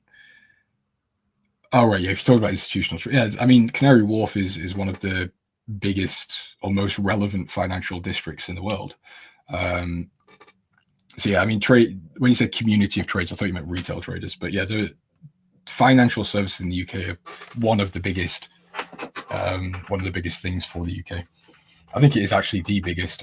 I need to double check that, but yeah, it's pretty big. Scalping is risky. You need to see the market all the time. Yeah. Isle of Man. Yeah, Isle of Man, Isle of Wight. I think they're pretty good. Low capital gains, but Capital gains isn't really much of a factor in the UK if you do it properly, because you can just spread bet, which is what I do, and that's tax free. Look at the S&P. Okay.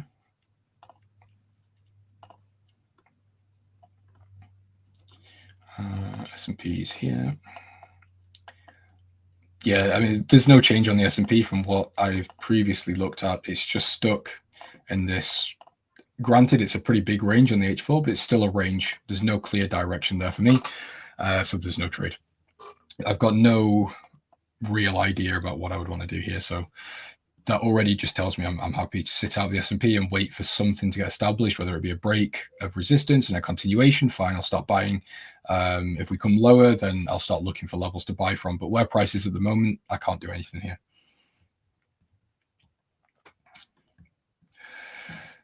Trader Tom's in Dubai. Is he? I thought Trader Tom was in Europe.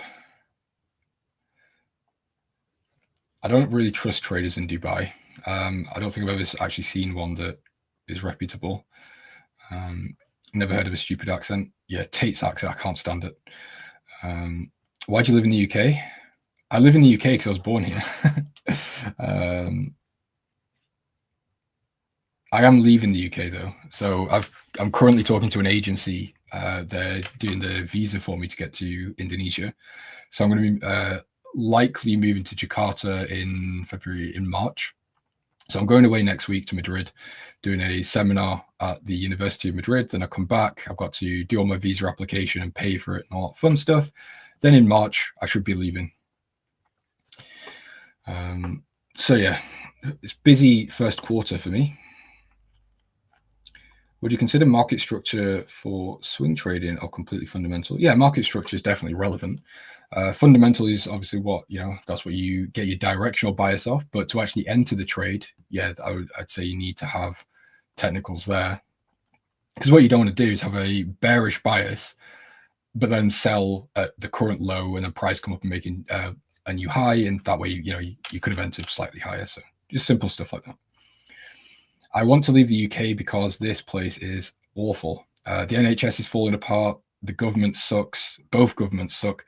The cost of living is going up. House prices going up. There's just why would you want to be here? I think unless you have to be here, there is no reason to be here, if that makes sense. Indonesia, because it's got low taxes and it's warm weather. It's a place of the world I've never really been before. Trader Tom is from Denmark. Yeah, I thought so. Jakarta is sinking. There'll be a new capital. Maybe. That's saying I'm on a visa, so it's not a problem. I'm going to be staying in an Airbnb for the first 2 or 3 months anyway. So I'll be bouncing around in between Bali and Jakarta.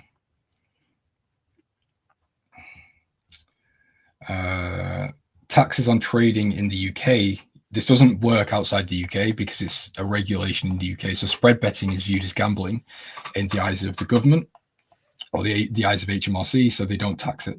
I think there's some small, fine text in there to it depends on certain very specific situations, but generally spread betting is tax-free. Whereas if you're on CFD in the UK or you're trading on anything else, then you're going to get tax capital gains. The current cap gain tax is 3K. So if you've earned more than 3K, then yeah, consider switching over to spread betting. I don't move to the US because, again, similar thing, really. I mean, I like the US. I'd love to go and visit and do a road trip and all that sort of stuff and come and see Nick. But yeah, it's not somewhere I think I'd like to live. I don't really agree with a lot of things in the US. Anyway, I was thinking of moving to the UK. Yeah, definitely don't move to the UK, Tanner.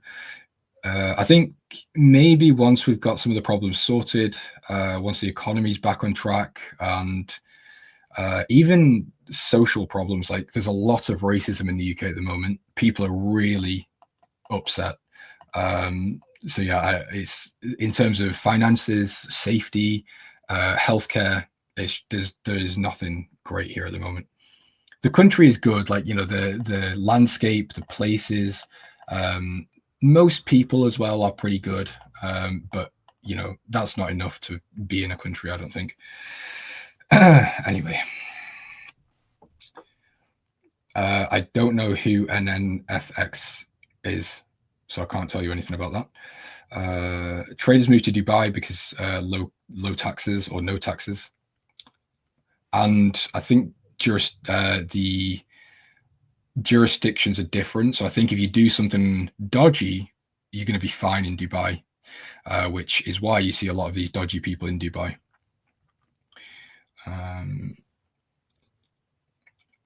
Oh, you got zero tax in Switzerland on CFDs. That's good. Yeah, UK is really racist bashy. That's a problem. Did you not have to pay taxes on realized gains when moving your account over to spread betting? Yes, I did, which is why, yeah, I'm a little bit salty about that, which is why I'm being so vocal about it now. So firstly, I don't forget about it, and also so other people don't fall in the same problem. It wasn't that much tax though. I mean, on the CFD account I had, I think I was up around $8,000, which is like £6,500, £7,000. So just over double the cap gains tax. It wasn't too bad. Anyway,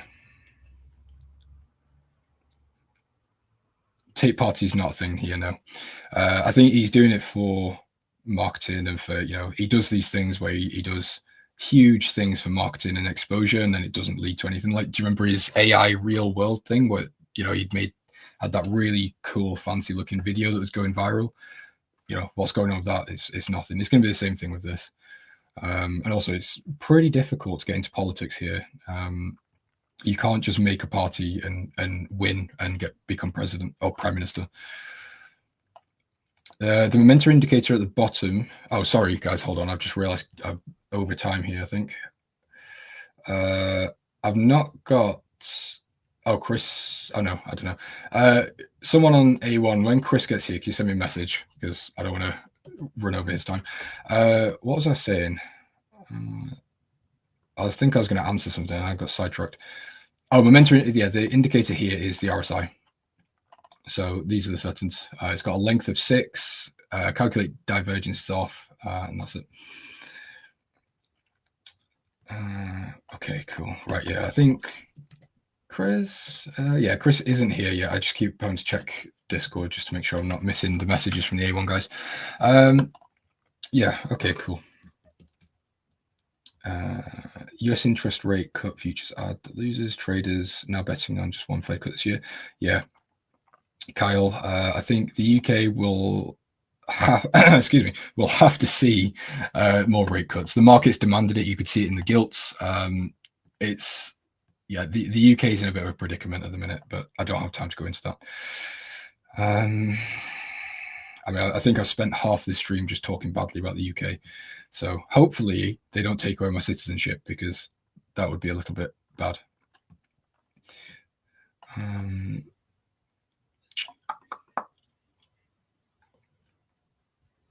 Oh, sorry. Yeah, US. I don't know why I went onto the pound. I think the UK is just stuck in my head. It's burnt into my memory. But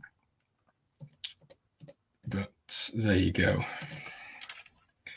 10-year rising. Yeah, okay. You don't need to pay tax. That's true, but I'm going to have to pay tax in Indonesia anyway. 180 days, you become a tax resident. I'll be there for around 2 years, so there's no avoiding that one, sadly.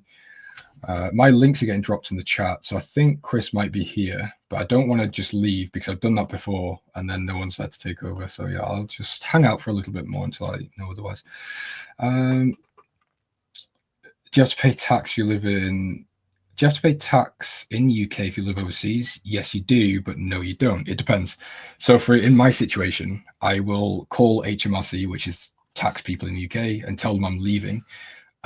Then I will have to be in Indonesia, and then I'll have to become a tax resident there. But if I am traveling, so if I'm not actually staying somewhere else and paying tax, then yeah, I'll have to remain paying tax in the UK. Trump speaks tonight. Great. Let's have some fun.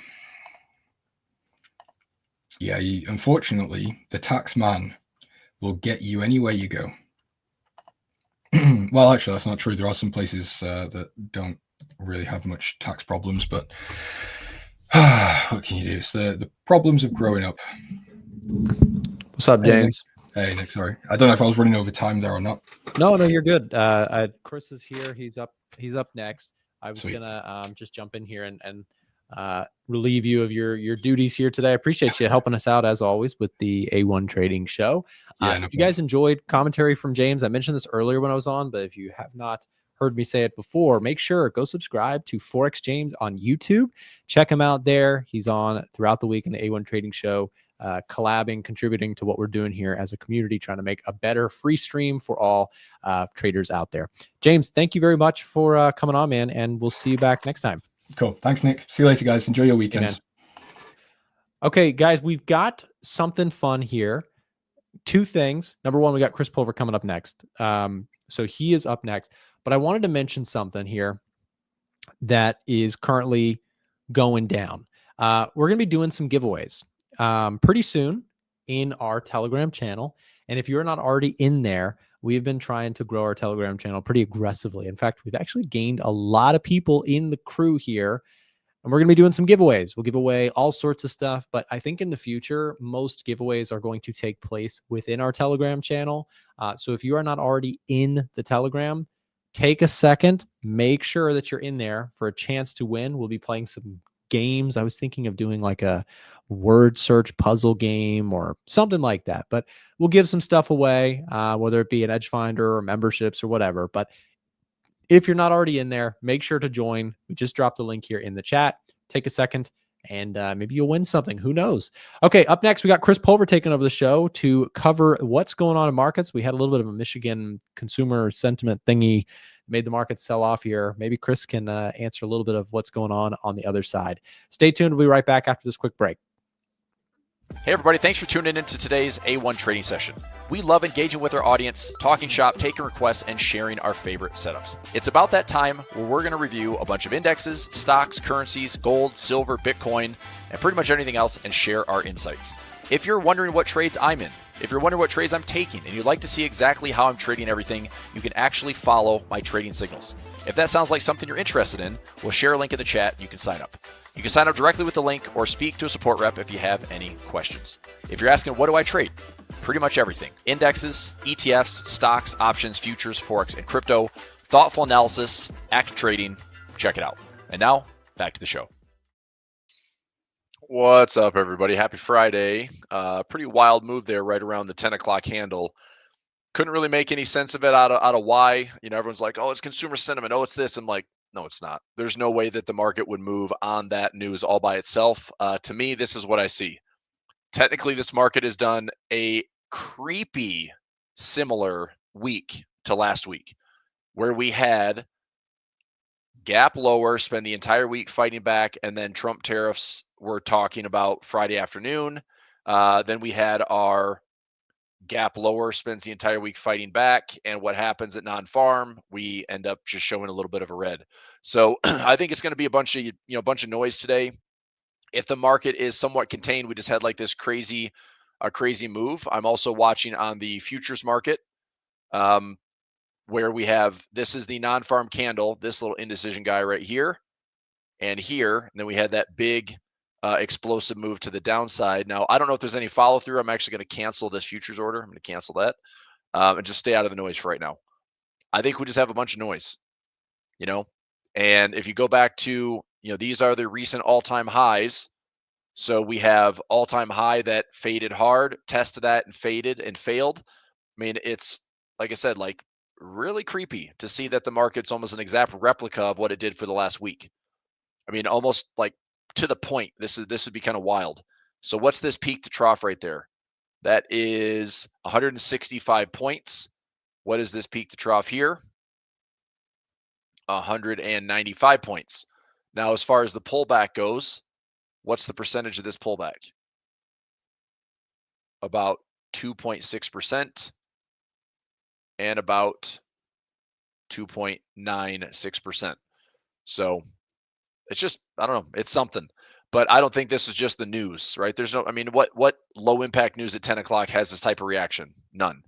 So I think that's why we're looking at, it's a bunch of noise. And I'm curious if the market just put in the, high for the day, possibly even the low for the day, or if this is just maybe some safety and profit taking. I read some stuff that the Fed's only looking at maybe cutting once this year, but I didn't see anything change on the watch tool. So still looking at a June and December. Actually, no, this did change. Okay, let me see. I've got a screenshot of this. Hang on a tick. Yes, it is Zorro. I'm also liking the Alibaba long. That is for sure. Let me check something really quickly here. So this account, yep, liking that quite a bit actually. And Baba to the upside right now is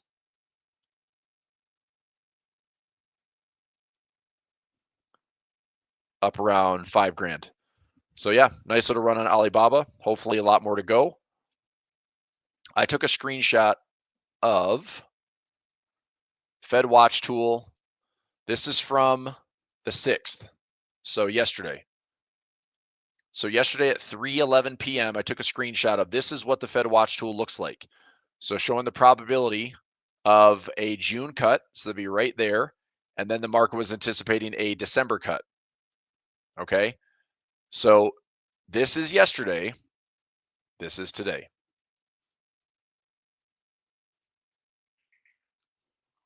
Does anybody see a difference? Right now, the market's still looking at one cut for June, but nothing else for the rest of the year. Okay. I mean, that's a pretty big shift. Now, granted, we get into October, December, it's a slim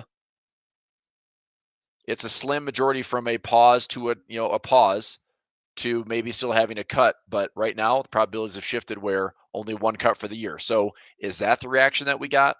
Is that why? I don't know. I mean, it seems like peculiar how it was timed, like right around an intraday high, right around making a slightly lower high. This is the one thing I just watched on the technical side. There's a high, lower high, and right around this kind of perfect trend line lower high, it's like price just reacted. So just shy of that, it's like just a sharp price reaction. Now, as I said this all week, I'm not bearish on this market unless we actually give it a reason to be bearish. And right now, this 60-50 handle, breaking below this, I would say that this market looks like it's in some trouble, at least in the near term, right? So is there follow through next week with inflation data coming out on Wednesday, Thursday? We have CPI data, PPI data. That's inflation. That's really what the market has a bigger reaction to. PCE is like the Fed's primary gauge, but CPI, PPI is what the market's watching. Like that's headline CPI. Is it going to be, up or down? I don't know. I mean, based on what I see on Trueflation, it looks like it should be printing lower, but we don't have that forecast until next week. Okay. 1-year inflation prelims forecast. Ooh, that's a big jump. Is that what it was today? We had the University of Michigan.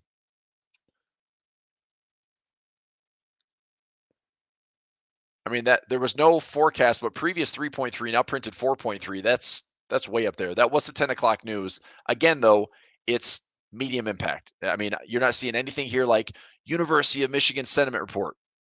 This does show probability of June cut drops. Okay. And data shows a jump in year ahead consumer inflation expectations. So, here we are at 10:22. It's like that move happened at 10 a.m. That's the crappy part about the news is sometimes it's instant and you're wondering what the heck happened. And other times it's like, 20 minutes later, I guess I have a little explanation, but I'd say the big adjustment would be that the Fed is only looking to cut once this year. That's a pretty big shift. So now I'm going to take a screenshot of this.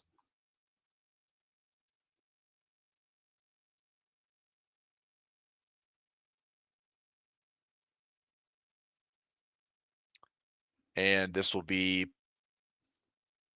Feb 7 at 10:28 a.m.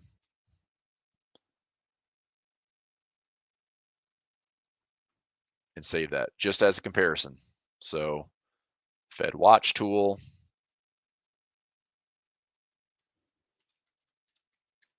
All right, so let's save those couple of screenshots. So that's about the only real major rocker news that I see. It's like, okay, so the Fed clearly is expected to do less this year. Like no more cuts or one cut maybe in the summertime. but then pausing and staying restrictive. We have inflation data next week. We'll see where that takes us. You can see again how sensitive these markets are, period. That's what we're going to be dealing with probably more than anything, is just hypersensitive markets. Earnings-wise overnight, we had earnings on Amazon. Earnings this morning, Canopy Growth. I mean, this morning, like before market open, there wasn't really a big one. Amazon's interesting. Amazon had a reaction to the downside. We're trading at 229. I've got to trade out to next week to see if we get below 222.50. Also, I'm watching AMD today. I doubt we're going to make a big move, but if somehow we get another, $2 to $3 to the downside, I can turn this into a positive trade.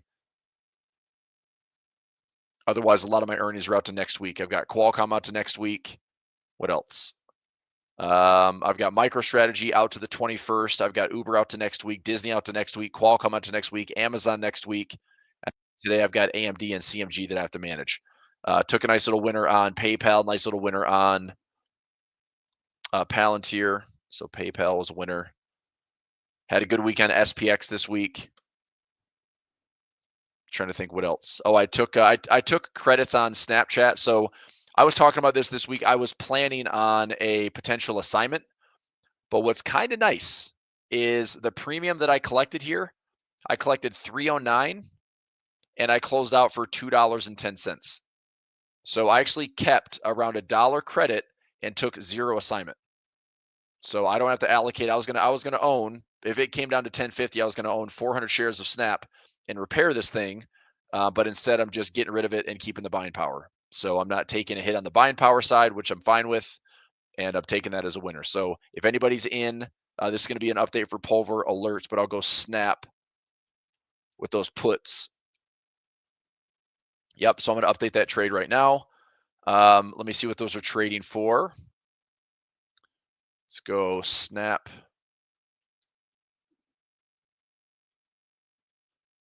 Yeah, you can still get out around 225 to 230. So I'm going to go reply to this one. Trade management update, Snap. Trade management update. Instead of taking the assigned shares, I'm going to close all 4 sell puts for a net win. So 309 credit, closing for 2.30 debit or less, and no assignment. Over the weekend on the, it would have been the 12, 11.50, $11 assignment. So taking profit, avoiding assignment.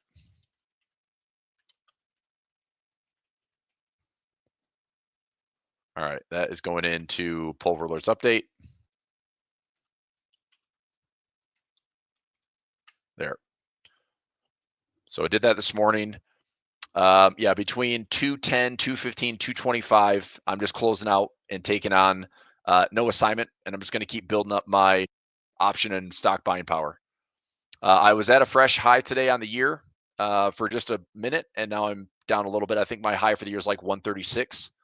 I'm up to 128, so I'll see if this continues to build, which, all things considered, I mean, is anybody like super stoked that we're sitting here for the year, like down 3, 4, 5%, back up, still down a couple percent from the all-time highs?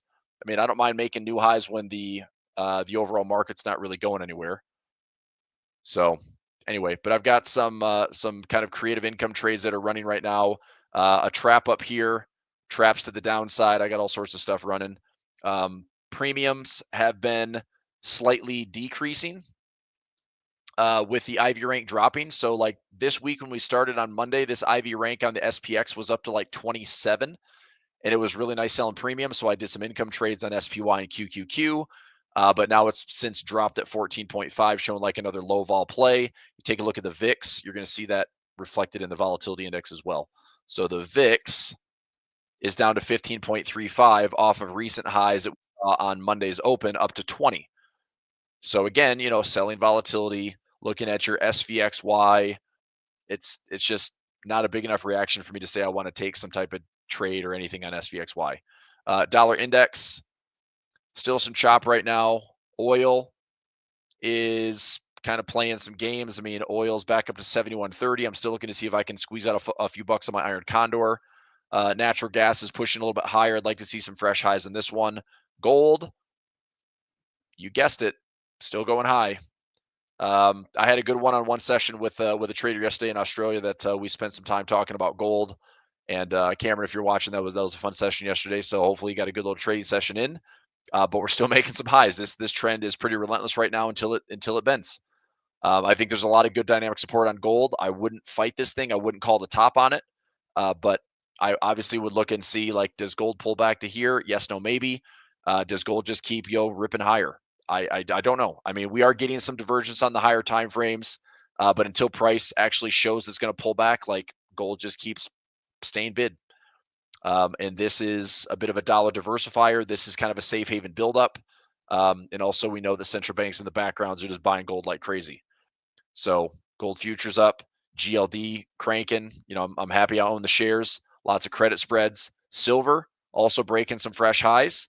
I mean, part of my gains for this year, if I'm seeing fresh all-time highs, it's probably going to be because of the nice little run on gold and silver that we're having. And I'm good with that. SI futures still have a trade out to March. So that's looking pretty good. SI, I did a diagonal spread on this one. So SLV, I have some shares. I have a 15 by 34 diagonal spread. And then I have the 600 shares called and covered at 35. So, I mean, SLV is a pretty good chunk. I mean, 35 is still, $6+ away. 34 is still $5+ away, or $4+ away. If it gets called away, so be it. But I don't really want it to be called away. So we'll see how those play out. But it's a good looking position. But yeah, I mean, I still like silver and gold. Futures wise, I really like this position down here. Let me see if I can get another one if the premiums are decent. Let me go up to like April or May. Let me look at an SI position here. SI, April, and go into the 26s. So if I did a 26.50 by 25 by 26, that's not awful. So what's that income? Make 50 bucks. Can I get this a little bit larger? I mean, that loss would suck. 24. Make $100. No, I'm not going to risk $8,600 to make. I mean, it's a high percentage of profit, but I'm just not collecting enough premium on it. If I do let me see here. It might just be better if I just do a spread. 90 bucks. Nah, it's just no. It's not good enough. I'll stay out of the futures for right now for SI. Right now, I'm just going to enjoy SLV going higher, and I've got a futures trade out here that I liked, and that one should be fine for profit in March, hopefully. Bitcoin 98. Expect some more sideways movement. Indecision. I think there's some good opportunities to be getting in around the 91 to 90K mark. If we break and go a little bit lower, we just fill some of these inefficiencies. I think an 80K mark is a good spot to be positioned for, Bitcoin, at least in the medium term. I don't know how people can be bullish on Bitcoin and also be bearish on the stock market. You're going to want to see the same thing. If you're bearish on Bitcoin, if you're bearish on the stock market, that means you're probably bearish on Bitcoin, whether you realize it or not. Now, you could say, like, well, I'm diversified. Bitcoin is not a diversifier. It is not a diversifier. It is risk capital and risk appetite. I just don't see the stock market going lower without Bitcoin going with it, or the Bitcoin. That sounds like a boomer. Bitcoin going higher with the stock market going with it. I think they are still kind of bound. I mean, look, SPY has been sideways since basically mid-December, and Bitcoin has been sideways since the same spot. Like, right since we had our election run, this has been sideways. Stock market's been doing the same thing. So if you want to cheer on Bitcoin, you better cheer on all-time highs in the stock market, because if we don't get them, we're going to be expecting to see a lot more volatility. MicroStrategy at 335. This one gets called away at 310. If I can, I don't have to do anything. It's fine getting called away at 310. Coinbase, we have earnings on this one next week. I'll take a look at that. Ethereum had a pretty rough week, and I'm out of that for right now. Copper, oh my gosh, you got to be effing kidding me. Son of a bee. Well, there's a copper trade for you. All right, well, Dr. Copper breaking some crazy runs. Now, I don't know if this is all because of China, if this is because of commodity space. It could be a lot of things, but copper is making some crazy runs. Base metal prices, copper at 3-month highs, Chinese buyers return. There you go. I said this last year. I'm like, if copper is going to go up, we probably need to see an uptick in China. We are getting an uptick in China. HSI is up. Alibaba's ripping really nicely. The other stocks are showing resiliency. Look, China going up is not a bad thing. Technically speaking, it's probably one of the best asymmetry trades I have in an equity space. You know, the U.S. stock market is sitting here at these crazy high valuations, and we're sitting near all-time highs, but China's been so beat up and beat down that nobody wants to invest in it, and so here it is running without everybody. This is why I've been participating in China. Now, copper, on the other hand, yeah, it's making a run thanks to China. Do I want to get in this trade? Probably not. I was hoping we'd have at least some consolidation to get in around the $4 handle. Now I'd have to look for something like this. If we go up and then have a pullback, then maybe I revisit this entire trade. If copper just gives us a bull flag or something like that, that would be ripping higher, a little bit of a pause, and then see if there's higher highs coming. But I will say, look, I don't have to force and chase a trade in copper, because this thing's going up means China's probably going with it.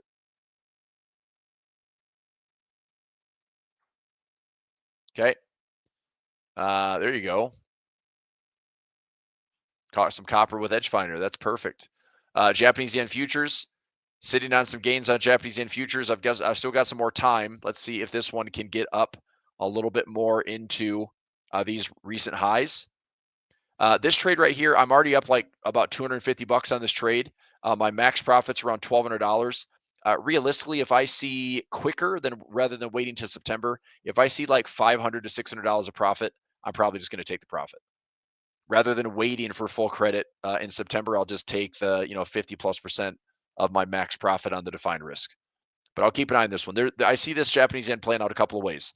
Either this goes up to down, up to down, up to down, falling wedge type scenario where this thing breaks and goes higher later, or we are in the works for a higher high and a breakout, like some type of reversal pattern, like a head and shoulders or a crown. So I still like Japanese yen. I just didn't go out far enough because the Japanese yen futures contracts didn't offer anything past September. I don't think they offer up anything past September, at least for right now. So let me double check. 6J and September 2025. So that's all the farther I can go right now. But trade's working out. I'm in profit. Let's see if it goes a little bit higher. Nikkei still choppy. FXY. I'm in EWJ for a small position. DAX just poked some fresh all-time highs. FTSE, same thing. Argentina still waiting for a pullback. Chinese index, HSI, up. This is a good spot, man. I really think this is a good spot to poise China for some more gains this year. Now, like it or hate it, U.S. versus China, what does it mean? We're frenemies. This is a good thing for the global economy. Okay? If China is up, the U.S. can stay resilient. If China is down and wanting to play, cyber attacks and trade wars and tariff, blah, blah, blah, like back and forth retaliations, that's going to be a lot more trouble for the global economy. I think if we have a year that the Chinese economy does well, okay, and the U.S. market stays resilient, I think everybody's happy. That's probably a good thing. So, I mean, this is why I think that we should be cheering on some of these stocks and see, okay, is this going to be a reversal pattern? Is China going to go and break this high with some type of like bull flag that we just revisit this September swing much faster? Or is this a pattern that's going to be setting up like this? A little bit of a pullback, more accumulation, and then another break to the upside where we have time to actually trade this. I don't know. Right now with this momentum, this could be the part of the swing that just runs up here. Any type of bull flag, I'd still get bullish on China. That's a good target. That's a good target one, and symmetry would be a good target too. So HSI making its run. The exposure I have is just on a few stocks, but I think this looks pretty promising to the upside. Copper also running because of it. Brazil looking pretty good as well. Apple, we had earnings. They faded since earnings. Amazon is down. I'm going to see if this follows through next week. Google still following a little bit lower. That's okay. I'll wait for this to come back down towards the 200 moving average. I did take a small position on Google this week. If we come back down to the 176 level, I'll add another chunk. 150, add another chunk. If we get to this 200 moving average, I'm also going to look at a probably a 1-1-1 trade where I can buy a put, sell a put, sell a put, or do a ratio spread of some sort, and looking at potential ownership around the 150 handle. So Google to me is on the cards for a good spot. I'm going to try to get this gap filled and see what happens around this 200 moving average. If the IV goes up, I'll look to probably sell some premium on that one. Meta actually poked some fresh highs today. Microsoft, I did a little dollar allocation. I've got a bunch of ratio spreads and some 1-1-1s. Netflix poked some fresh highs, but fading. I've got a broken wing butterfly at the 1040 level.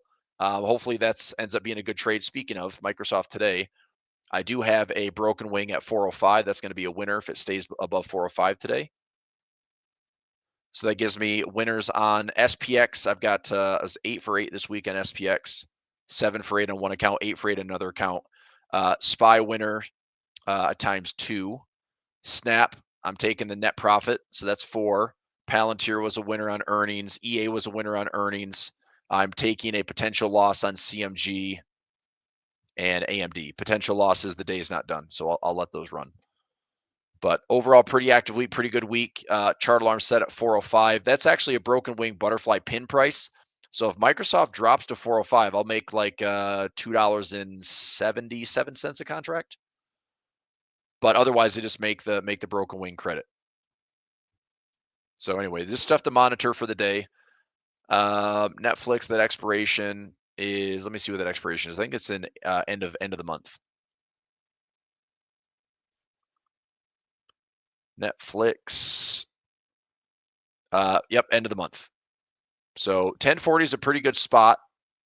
Let me draw this trade up real quick. I'll show you what this one looks like. So let's go Netflix. Build this out. This is a 28th expiration. I did a broken wing, so I bought the 1030 and sold the 1040 and bought the 1060. So this is the trade on Netflix. So the big profit trap is up here. So if by 228, which is the end of the month and the expiration, if we are sitting here at 1040, then there's a big fat profit trap for me. Okay, if we go up a little bit higher, I can stomach that. If we go down a little bit, I still take my dollar credit that I took initially on the trade. But this is around a $11 profit trap. So is it hard to get? Yes, it'd be like the perfect trade. But I'm giving myself some wiggle room and some potential upside drift. But if we stay where we are, go a little bit higher or as low as it wants, I'll still keep my credit. Obviously wouldn't mind the profit trap, but there's some risk on the flip side of that too. So profit trap's great. I mean, I wouldn't mind having this thing like day of expiration, maybe getting up into this area and get a few bucks extra, but not necessarily like hoping and praying that it comes up to perfectly 1040. That's the hardest spot. But anyway, that's what it looks like. So hopefully it cooperates. Just going through the top down. Oops.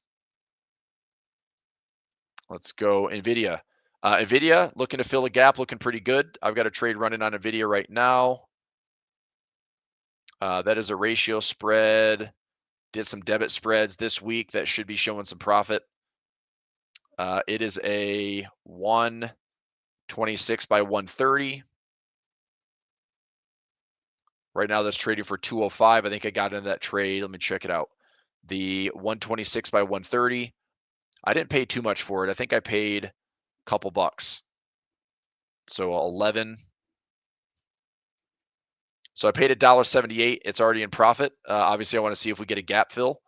Gap fills all the way up towards 142. But we could just see some more noise on NVIDIA. Tesla, 373. What's our recent low here? Check a couple levels. I still didn't hit my 362.50, which is a $1,000 allocation on Tesla. I really do like this. I mean, I like this build up on Tesla.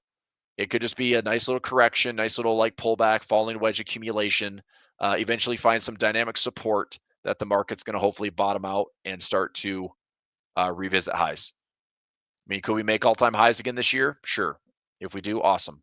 So a couple dollar allocations on Tesla works for me. Let me make sure, actually, I've got a cash account here that I want to make sure has some exposure on this. So Tesla, I'm going to put in, yep, I got to put a pending order on this one. So this would be a 362.50 and a 285. All right. So let me figure out the numbers. If I do, I'm going to go 1250. 1250 divided by 373. Actually, no, 362, 362.50.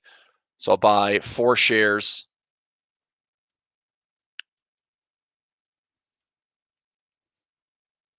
Okay, so 4 shares at 362.50.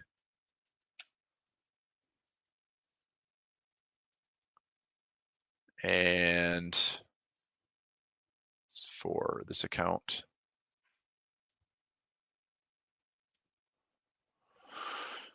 And then 285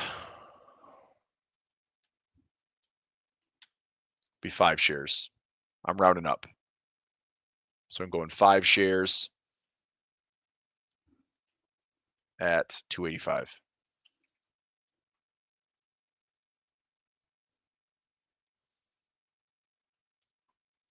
Those are good till canceled. All right, so a couple dollar cost average positions, and that's a pure cash account, so I'm limited to what I can do option wise, other than owning shares and selling calls or cash secured puts. But I'll just dollar cost average in. Berkshire Hathaway, looking pretty good, honestly. That ratio spread for March is looking sweet. I'm owning some TLT. We had a nice little pop to the upside on TLT, but we still have a trend line to deal with. So is TLT resistance? Are we going to make another low on TLT? Well, this is going to be probably the whatever $1 trillion question. Let's call it the $36 trillion question, because that's our current deficit or debt. That's our our US debt, right? $37 trillion. What I'm going to say is this: like, if we see fresh lows on bonds, what does that do to the yields? If we see fresh lows on bonds, that means our yields are going up. That's what I said could possibly break the market. 4.5 to 5% 10-year yield is going to kill growth. All right. It's already, look, the brakes, it's like the market right now is operating with the emergency brake on. Like, until this improves, we have the emergency brake on. It's starting to smell funny. Okay. So if the bond market can actually break higher and yields can go lower, and you don't know this, but if the bond market goes up and the yields go down, is that a good reason to go higher? Is it just because the bond markets are showing more attractiveness, or is it because all of a sudden the equities market doesn't look as attractive? That high correlation between bonds and stocks is not a good thing. Historically, it's as high as it's ever been. So my concern is that if the bond market goes really, really high and the yields drop aggressively, we're probably going to see the equities market crashing in a little bit. Okay. Tesla, I think, look, Tesla is, when you've got Elon Musk this close to the White House, and look, I think that guy can get screwed over hard. Like, Doge, Department of Government Efficiency, I mean, if he's getting like cut off of Treasury and he's only got 13% of the entire government to even work with as far as government spending and cutting and efficiency, I mean, he could basically be like the patsy or the scapegoat for, like, oh, we're trying to fix the government budget. It's like, the government is so big and bloated. I mean, the only thing you're going to do is come in and fire everybody, and there's your government efficiency, and it's going to create all sorts of terrible sentiment. It's not going to be a good thing. So I just think that Elon Musk, if he's attached to Tesla, it could be a very volatile stock. But Tesla as a company, not just a car company, like Tesla, in my opinion, as far as higher valuations, it is more than a car company. Tesla is an energy play.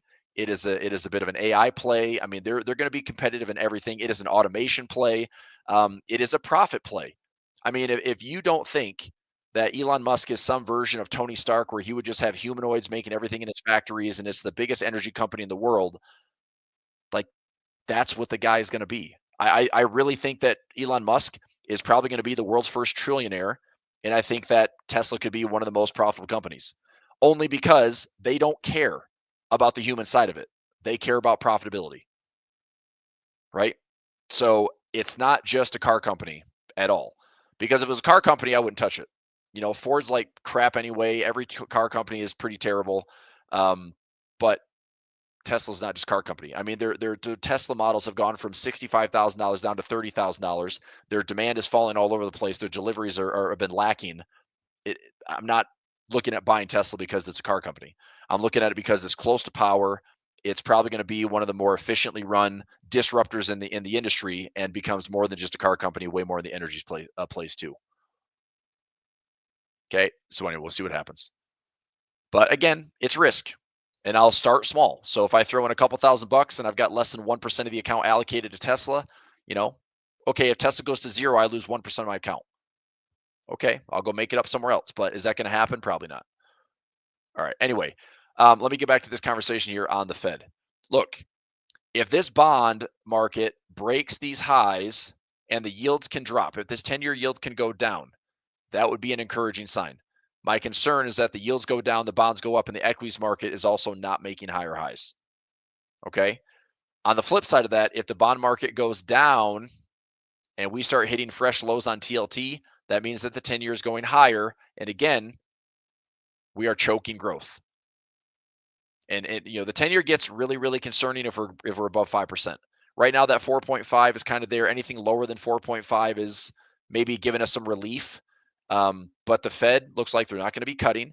I don't know if the market likes that or not. And it's too early to figure it out. Like, price action isn't giving us really any clear sign of where we're going directionally with any type of momentum.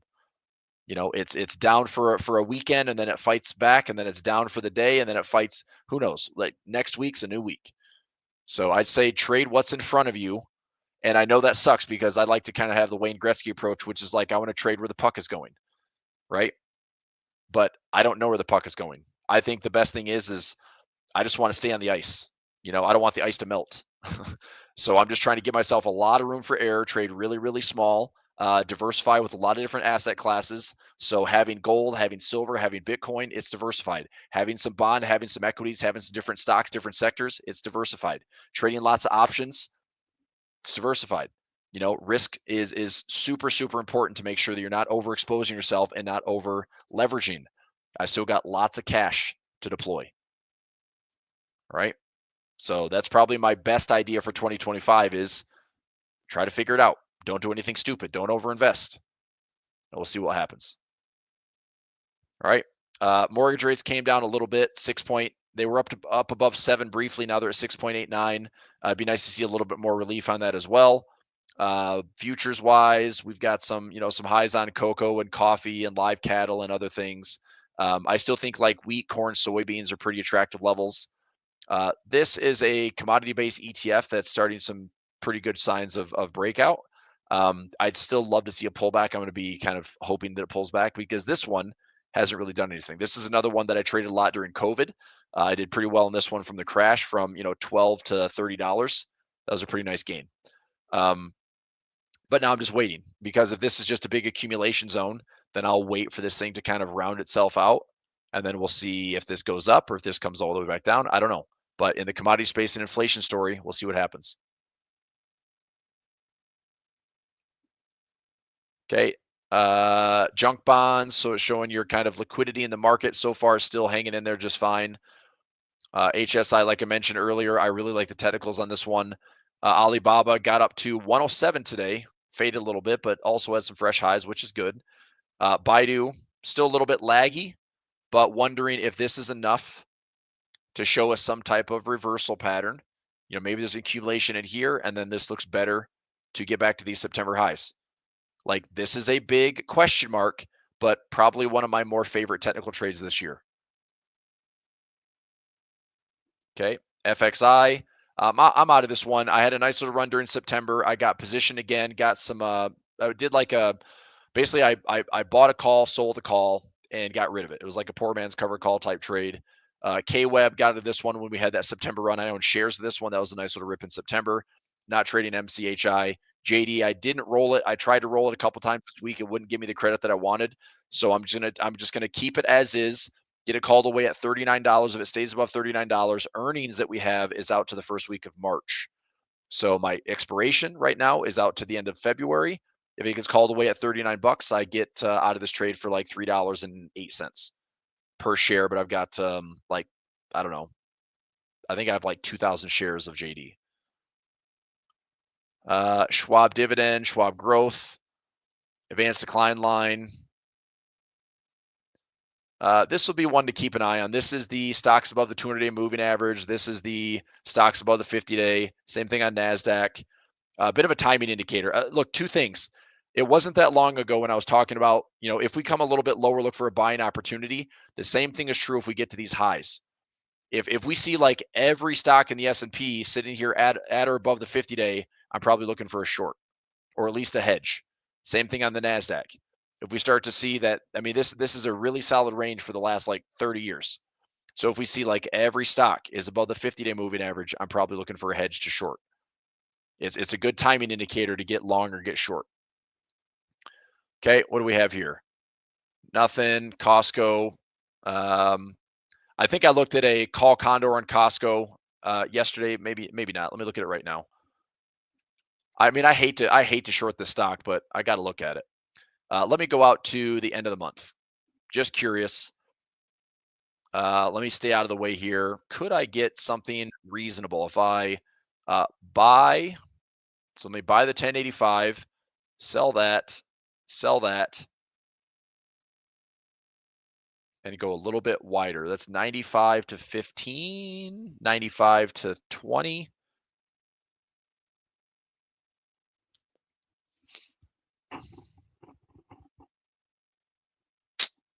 It's not a bad trade.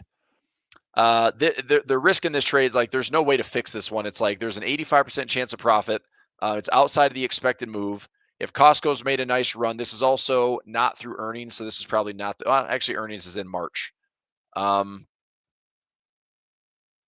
man, that could be a pretty good trade.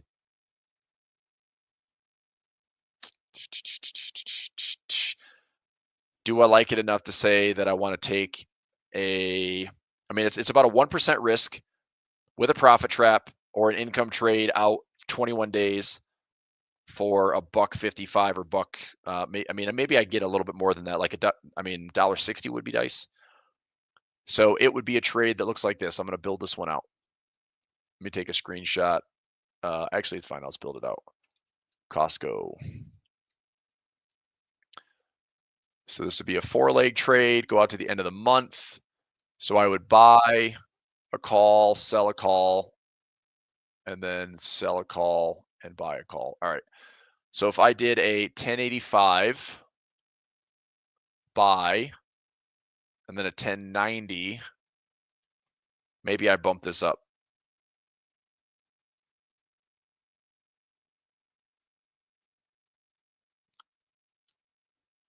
Grab $1, take on a little bit less risk, still give myself a profit trap, 86% chance of profit, less than 1% risk. Costco would just have to rip for the next 21 days.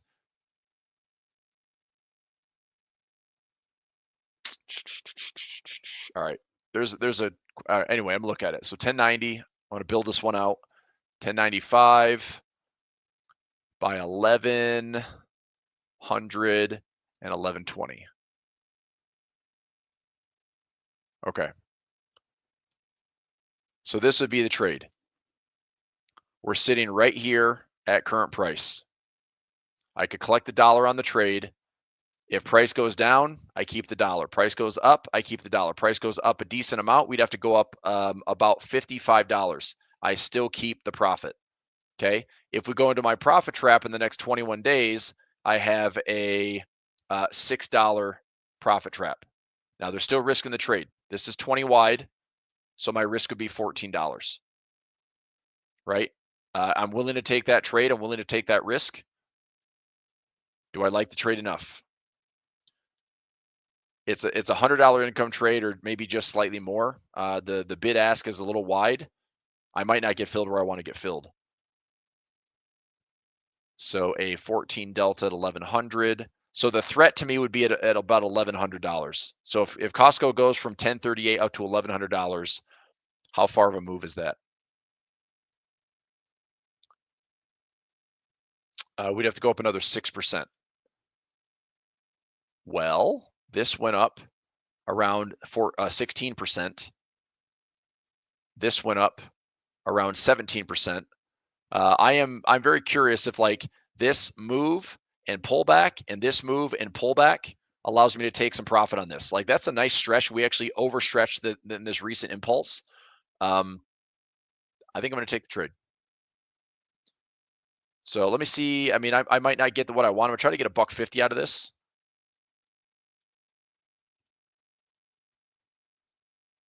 See if I can take this trade for $1.50. Nope.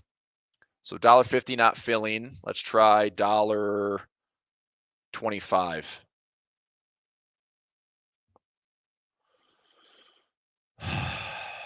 $1.20. $1.15. All right. $1.10 final offer. If it doesn't fill, I'm not going to take the trade. F&A cotton. Crap. Well, that sucks. I like the trade. I'm not getting the fill. I mean, there's a decent amount of open interest at 1,100. It's probably a bunch of covered calls, to be honest.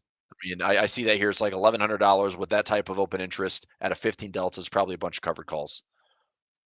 That doesn't mean anything. I'm just saying, like, if I position for it, I'd love that to be a profit trap. So if I buy, sell, and go 20 wide, maybe go 30 wide, take on a bit more risk.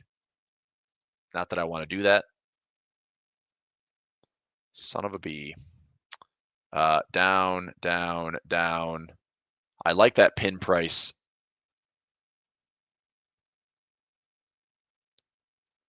Yeah, I don't know. I kind of want, if I'm going to pin this thing, I want to pin it at 1,100. I can't believe. All right, I'm going to try this trade one more time for $1.05.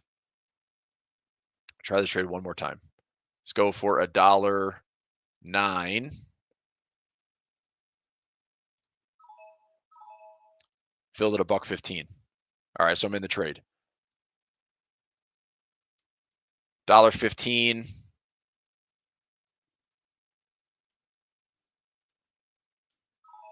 $1.15.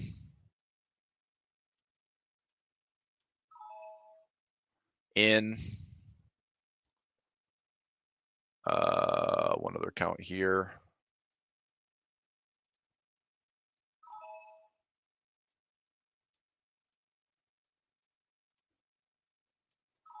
Okay, I'm in the trade.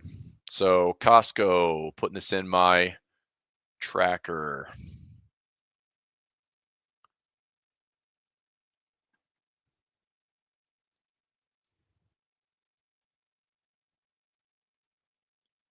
So not a bad trade for only 21 days out. Costco.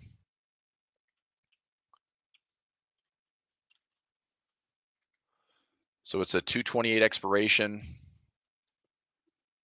Buy the 1090 call, sell the 1095 call, sell the 1100 call, and buy the 1120 call. $1.15 credit. And then a 6.15 max with profit trap. We're looking at about an 86% of profit, 86% pop on that trade. There's no assignment. There's only about a, I don't know, maybe a 13, 14, 15% chance.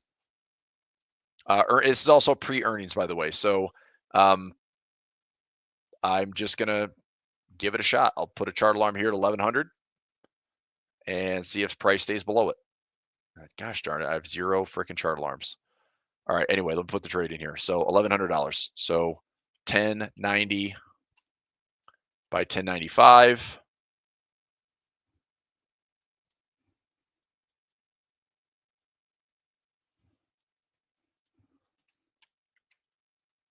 1100 pin / profit trap,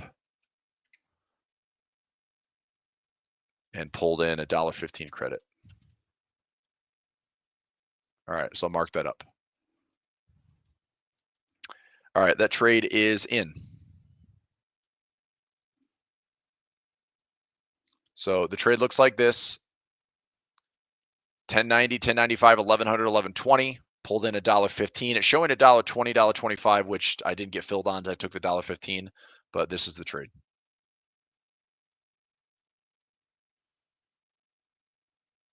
Okay, so I'll post that in the alert section. And I think for the day, kind of wrap it up there. So we've still seen a lot of chop going. We've had 2 pretty good flushes to the downside. So that flush at 10 o'clock, another flush right there. You know, this market might be giving back some decent runs, like 608 gives it get down to 600 today. Bears are taking control on the sentiment side. 600 seems like a pretty big strike the market's coming after today. And you know, we tried to go higher, but obviously we failed, and that's kind of no different than the last couple of weeks where we have inch out a high, slightly lower high. That's just interesting structure that the market just can't quite get higher yet, or for now. We also have inflation data next week. So trading right in the middle of this chop, is inflation good or bad? I don't know. But next week, that would be probably a bigger, an interesting catalyst to have inflation data on Wednesday, Thursday. Does the market like it or hate it? Okay. All right. Let me get into my stock options for my alert. New trade. Costco, 228 expiration. Buy the 1090 call, sell the 1095 call, sell the 1100 call, and then buy the 1120 to make it defined risk. $1.15 credit. This is a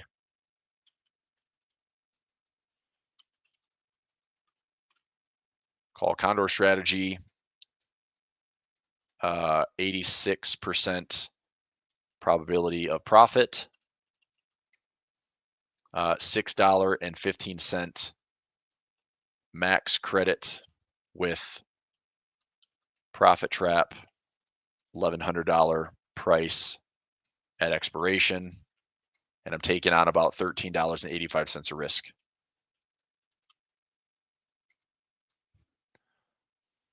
All right, that'll get posted in Pulver Alerts. And my screenshot already posted. So there it is right there. And in. Got it. All right, that's in the stocks, options, trades under my Pulver Alert section. Okay, let's go back to the 5-minute chart. Just a very crazy, noisy day, if you ask me. I'm going to look at a trap this afternoon from 2 to 4. See if I can get a trade that looks something like this, where I have some risk and I have a profit trap. So I'm going to try to look at maybe a pin price this afternoon and try to get something. I mean, the premium might be a little bit high, but if I get like, trying to think, depends on like 2 p.m. to 4 p.m., maybe I can get like over $10 of credit. We'll see. But I'll look at that this afternoon. Okay, on that note, I'm going to let you go for today. Enjoy the Friday. Overall, it's been a pretty good week. I'm looking at maybe a small loss on AMD today. If we don't go down to 104, then I'm going to take a small loss here. And then CMG was a complete crapshoot. I thought it priced out really well. We had like 6 or 7 out of 10 earnings that actually went to the expected move, and we didn't get there this week. So could be taking a small loss on CMG and AMD. But other than that, let's see, 2, 6, 7, 8, 16, 17, 18. 18 winners, 2 losers this week. It's pretty good. I'll take it. So, all right, everybody. I'll let you go. Have a great Friday and enjoy the weekend. We'll see you soon. Thanks. Bye. Thanks for watching today's A1 Trading Show. Be sure to subscribe and to turn on notifications so you don't miss the next one. Want more from A1 Trading? Check out the links in the description below or our website a1trading.com. We have lots of free trading tools and channels available for you. We hope you have a great rest of your day, and we'll see you tomorrow.